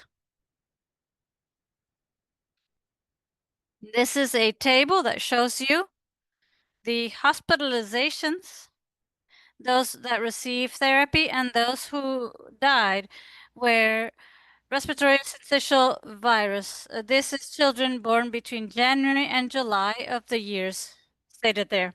And we can see that 2019 had the greatest number of cases, 671 cases. Those admitted into therapy in ICU were 95 and 9 children died that year.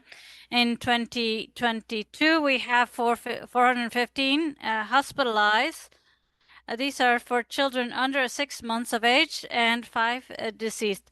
And 2023, we had high levels of circulation. We have 591 cases, 115 hospitalizations, and 8 deceased. Last year, we had 364 cases. 73 were admitted into therapy and 3 died. And this year we see a reduction. We only have 161 cases, 38 went into therapy, and none of them died. Comparing this to 2023, where we had high circulation, we had a reduction of 73% in hospitalizations, 67% reduction in ICU or therapy admissions, and then no deaths compared to 2023. This is a dashboard that was developed in our special sentinel surveillance system. We have a digital system where we adapted so that we could see positive cases in real time, all respiratory viruses, and we could record or also register the immunization systems so we could see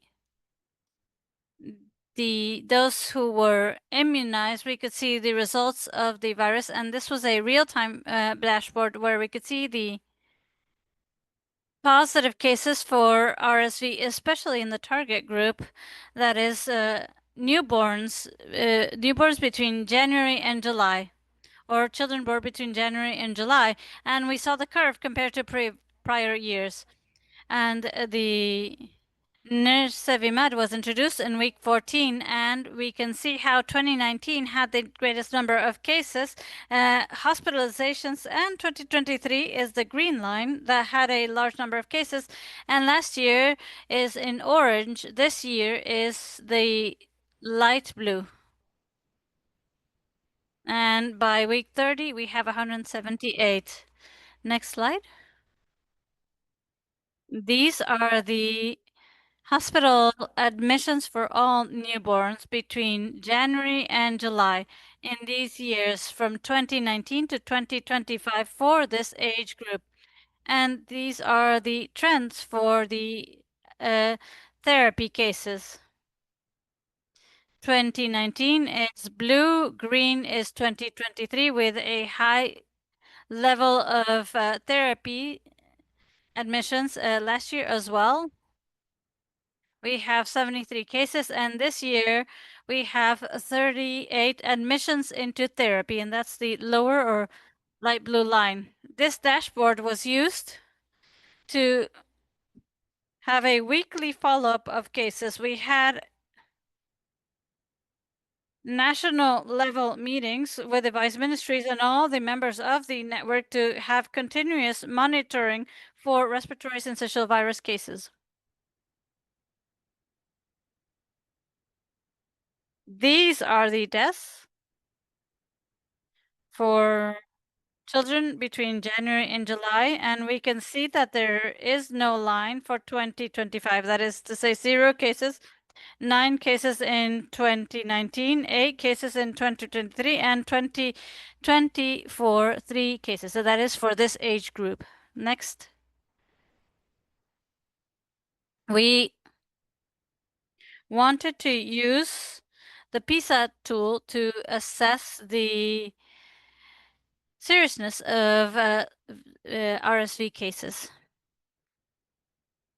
especially for this group, the target group, children born between January and July for these years for respiratory syncytial virus. And we can see that the curve is highest in 2019, reaching a seasonal peak, and we see that in 2023 we were also able to reach a high peak. 2024 we were at a medium level, and right now we are at low levels. And compared to children born between September to December, children between 6 to 1 year of age, we see the thresholds for these groups. This year, we see that for them, it's medium high, almost getting to the red high for this group. Last year, a medium, and 2023 high levels. This shows us that that group needs to be immunized as well, which will be our next challenge. And as successes and lessons learned, we saw that the system where we admit newborns into the national immunization records is very important so that we can follow up on them, and health facilities provided the number of doses for children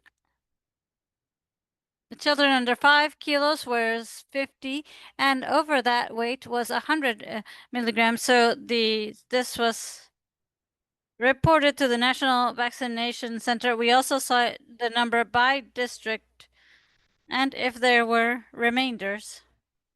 So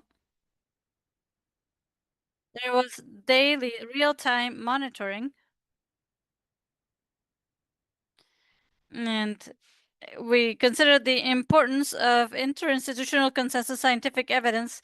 We worked with the public health ministry, scientific entities, and health private and public health systems.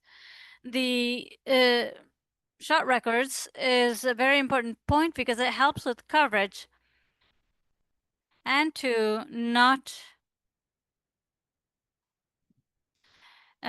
overlook opportunities. We also were able to redistribute stocks. Early surveillance and continuous monitoring helped us. We have meetings for the weekly cases with all the sectors. This was to look at the children that were receiving the doses of nirsevimab to avoid overlooking populations. And this is the nominal record where for each newborn, and we see that in the vaccination scheme, they should have to have all these, including nirsevimab. So the three of them should be applied. It's not that we apply one and then forget about the other ones. So if there was any problem at the time, they would try to resolve it right then. Next.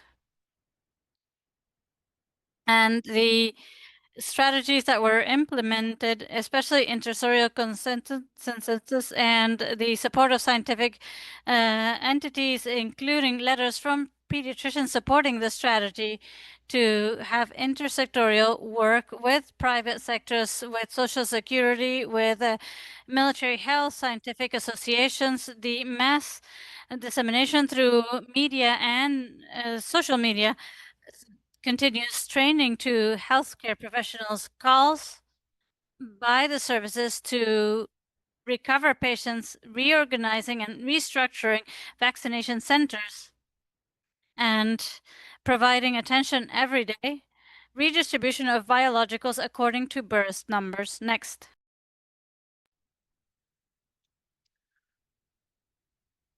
Also, sentinel surveillance in the country, the creation of surveillance dashboards for SRV cases in real time, improving the recording surveillance system for respiratory virus with an emphasis in recording vaccines, and weekly meetings for monitoring ERA cases by SRV and sentinel centers and vaccine coverage. Key indicators are timely coverage, the percentage of newborns with nirsevimab before discharge, the opportunity, mean days of birth and immunization, the impacting hospitalizations, the entry to therapy for SRV in children less than 6 months old, also security in ESAVI cases for 10,000 doses, equity, seeing gaps presented by region area, coverage by maternity in remote areas, supply, avoided breaks, and stock rotation. Next.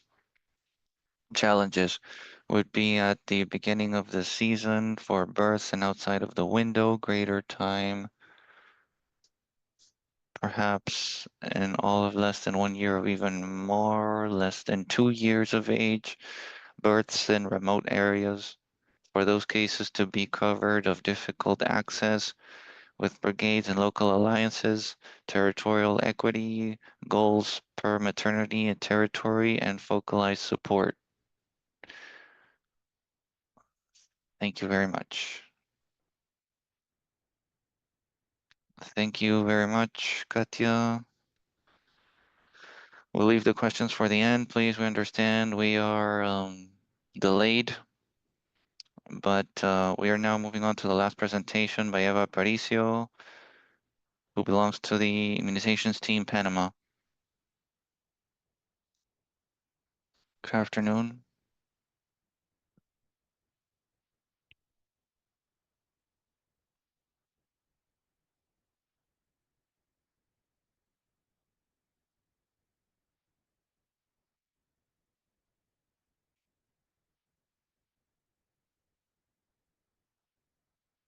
We're going to talk about the Panama experience for syncytial respiratory virus in this 2025 season.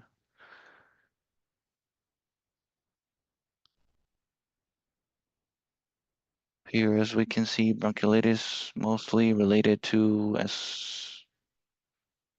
RSV. We can see that in week 38, it is over the seasonal threshold, but below the epidemic curve. Next.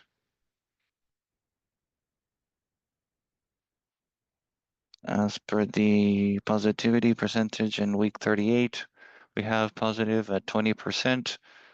The same below the epidemic curve. It's worth noting that circulation of the virus in Panama happens throughout the year. We have no specific months, but throughout the year it circulates.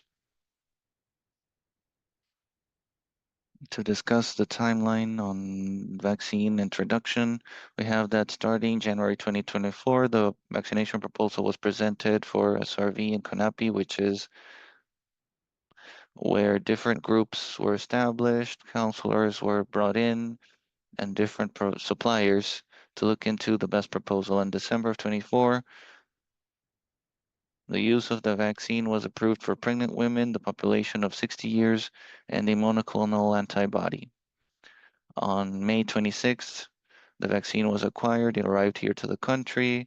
Distribution was performed. However, trainings were held before applying it to the population. On July 15, an official launch was made for the vaccine, and starting July 16, vaccination began for pregnant women and adults of 60 years of age. Next.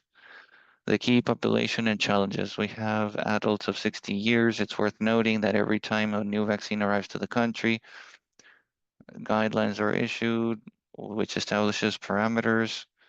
Adults for 60 years of age is mainly we're showing comorbidities, cardiac disease, respiratory disease, like obstructive pulmonary disease, among others. Pregnant women, we took starting from week 32 to week 36 gestation. However, if some pregnant woman arrived after these gestation weeks but missing 14 days from giving birth, they could also be given the vaccine. As for challenges, we can mention that we reached optimal coverage for pregnant women and adults of 60 years of age to fulfill the goal. Resistance from some physicians, gynecologists in the sector, in the public sector, as well as the private, and also coverage for the elderly with regards to the previously mentioned diseases. As for the strategy in Panama, we have awareness of the healthcare staff that we mentioned that the vaccine arrived immediately. We did not proceed to apply it, but to do teaching nationwide, first with coordinators, epidemiologists, anybody who needed to be involved, being an essential part to reach optimal coverage. Later, other trainings were held with local level staff, obstetric nurses, gynecologists, so that all are aware of the importance of applying this vaccine in this population. Also, mass communication campaigns were made through the media, and the official launch happened. As we can see, these were some of the promotional pictures. On the left, we have the official launch that was made in an area of the country, and hybrid training was carried out. It was in person and remote nationwide so that everybody had the chance to get this training and to tackle any question that the question could have on the matter. Next. As for strategies, banners and brochures were distributed, as we can see at the top. Also, vaccination centers were set up in high concentration of people, places, shopping malls, but we also focused on captive populations, so nursing homes with 60-year population that needed the vaccine.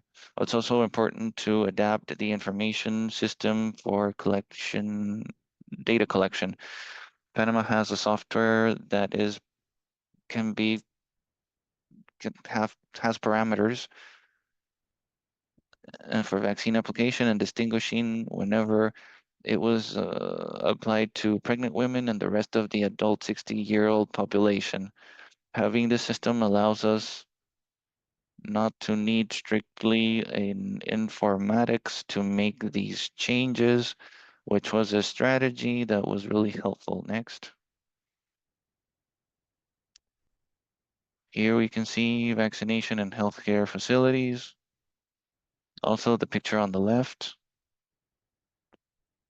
Here at PAI, we didn't waste any opportunity. And as an outcome of these trainings, especially in the private sector, many of the pregnant women were referred to get their vaccine. And it was put to them and they were given the due guidance. Next. As a result of this strategy, we have that in pregnant women, a population of 12,399. To this day, 5,556 doses are applied to provide coverage of 44.8%. The picture on the left is of a physician who was made aware by their gynecologist at the primary level. And in turn, she was telling the other colleagues.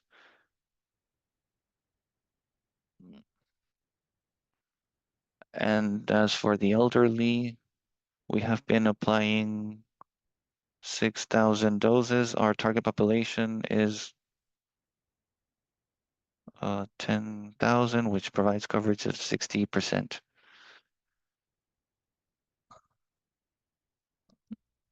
Those doses are applied up until September 30th.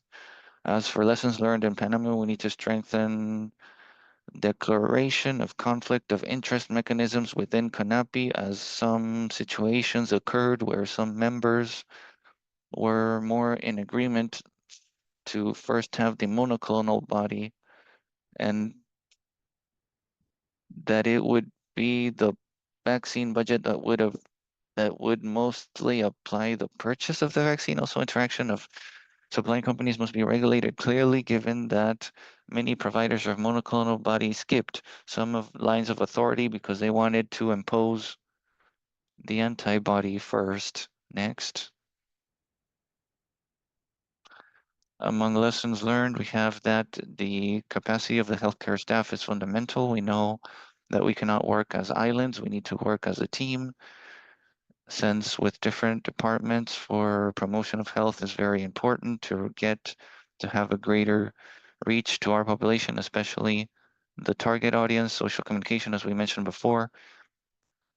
We know that we are surrounded by much infodemia, misinformation, but official means are an important point to reach optimal coverage, and coordinating with different medical societies, obstetrics, pediatrics, organized society.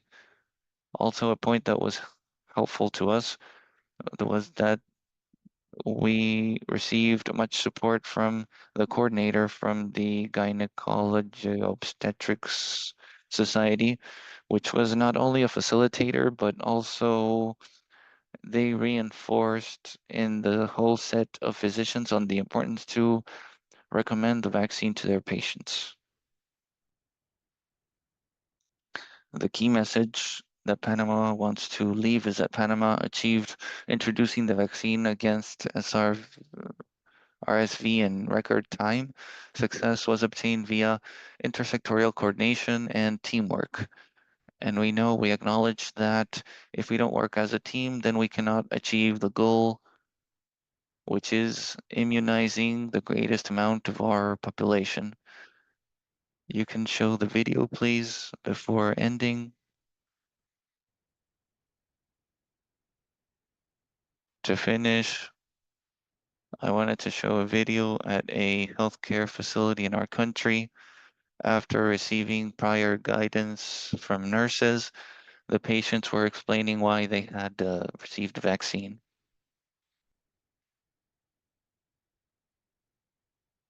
I got the SRV virus vaccine because I love my baby. I'm getting the syncytial virus vaccine. Sorry, unheard. I getting the syncytial respiratory virus vaccine because I love my baby. I went to care prevent respiratory infection.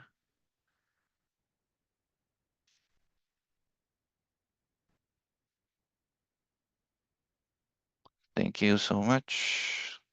If you have any questions.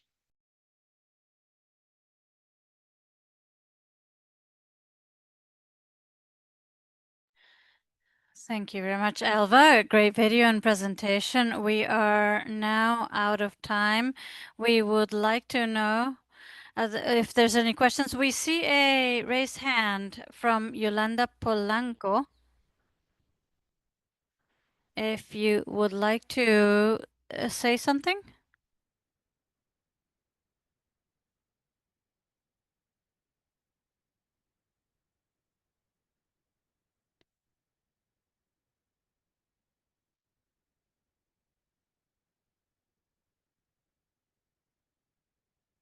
Francisco? Yes, this is not a question. This is a comment. I would like to thank and congratulate Katia Peralta from Paraguay and Dr. Elva Aparicio from Panama for the success in introducing these products that have changed the respiratory syncytial virus landscape in these countries.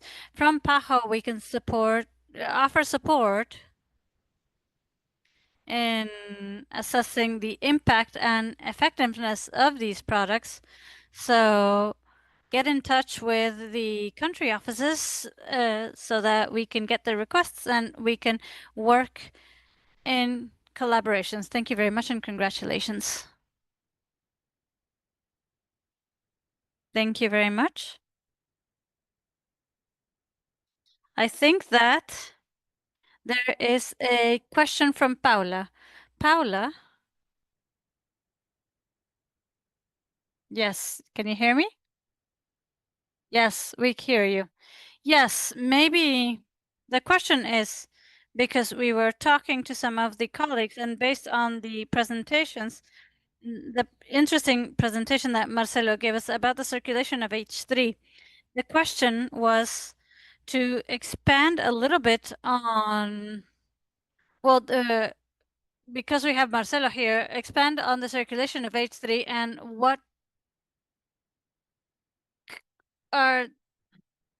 why are we seeing that increase in that circulation? This question is for Marcelo and I think Juliana as well. It's not to put you on the spot, but a little bit, yes. Thank you, Paola. I'll start. Yes. This has caught our attention because it was a significant and atypical volume, even if it's restricted to this moment in, well, the states or really a few provinces in Brazil, the volume is significant. It's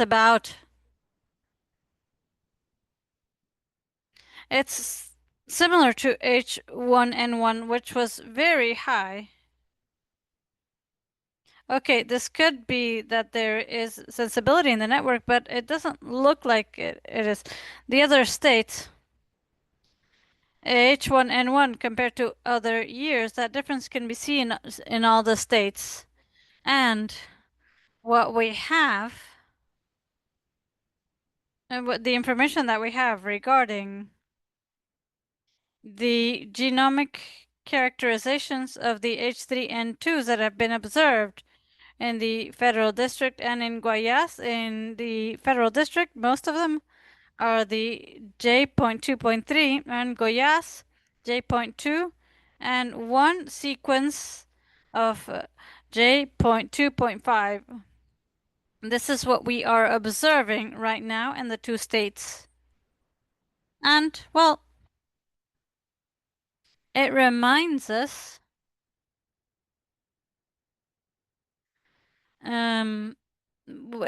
of what happened in 2022 when we had a significant circulation of H3N2 influenza, which was outside of the typical season in a volume that was atypical. The number of admissions was very high around the country, and this brings us to what we are observing right now in these two states. Back then, what we observed in 2022 was that the strains that were circulating for H3 were not the same or were not compatible with the vaccination strain. Now, the vaccine is J.2, and there are a lot more details because, again, the colleague from PAHO, that's her specialty. So, but those are my observations. This is what we have. We are sequences of J.2, J.2.3, and J.2.5 in these two states.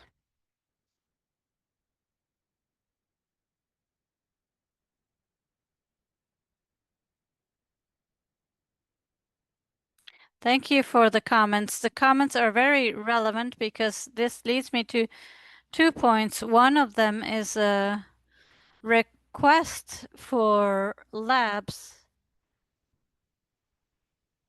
I believe that even you see these predominant subclades, you have the option to change the vaccine given the viral fit because this J4 has a greater fit and it's emerging and with great diversity, and we hope that the nucleates are caused by that subgroup, and that is that the vaccine is circulating with greater integrity with the given the seasonality for the next season.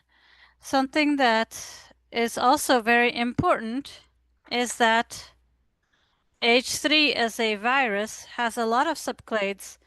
So I remember that there was a vaccine composition that was, even if it wasn't better, it was less worse because there were so many differences in and antigenic differences that we were trying to see what had the best coverage for what was circulating. And that is why I say that again, there's a lot of illnesses caused by H3, and given that you mentioned, and for the National Influenza Center, we wanted to ask, for those of you who have not done so, ask for version 4 from RR for we will have a webinar, a technical webinar on this, but there is an update. So for the countries and labs that are still using the version 3 kit, maybe you are not detecting H3. And this is just to share with the labs. Thank you. Thank you very much, Juliana. And to finish with the webinar, we would like to thank you all for your participation, and we will send a satisfaction survey and the report for this meeting. And we will organize a similar meeting at the end for the Northern Hemisphere, and we hope that we have the StudyNet meeting in April of 2026. So, without further comments, I thank you, and we consider the webinar closed. Thank you very much, everyone.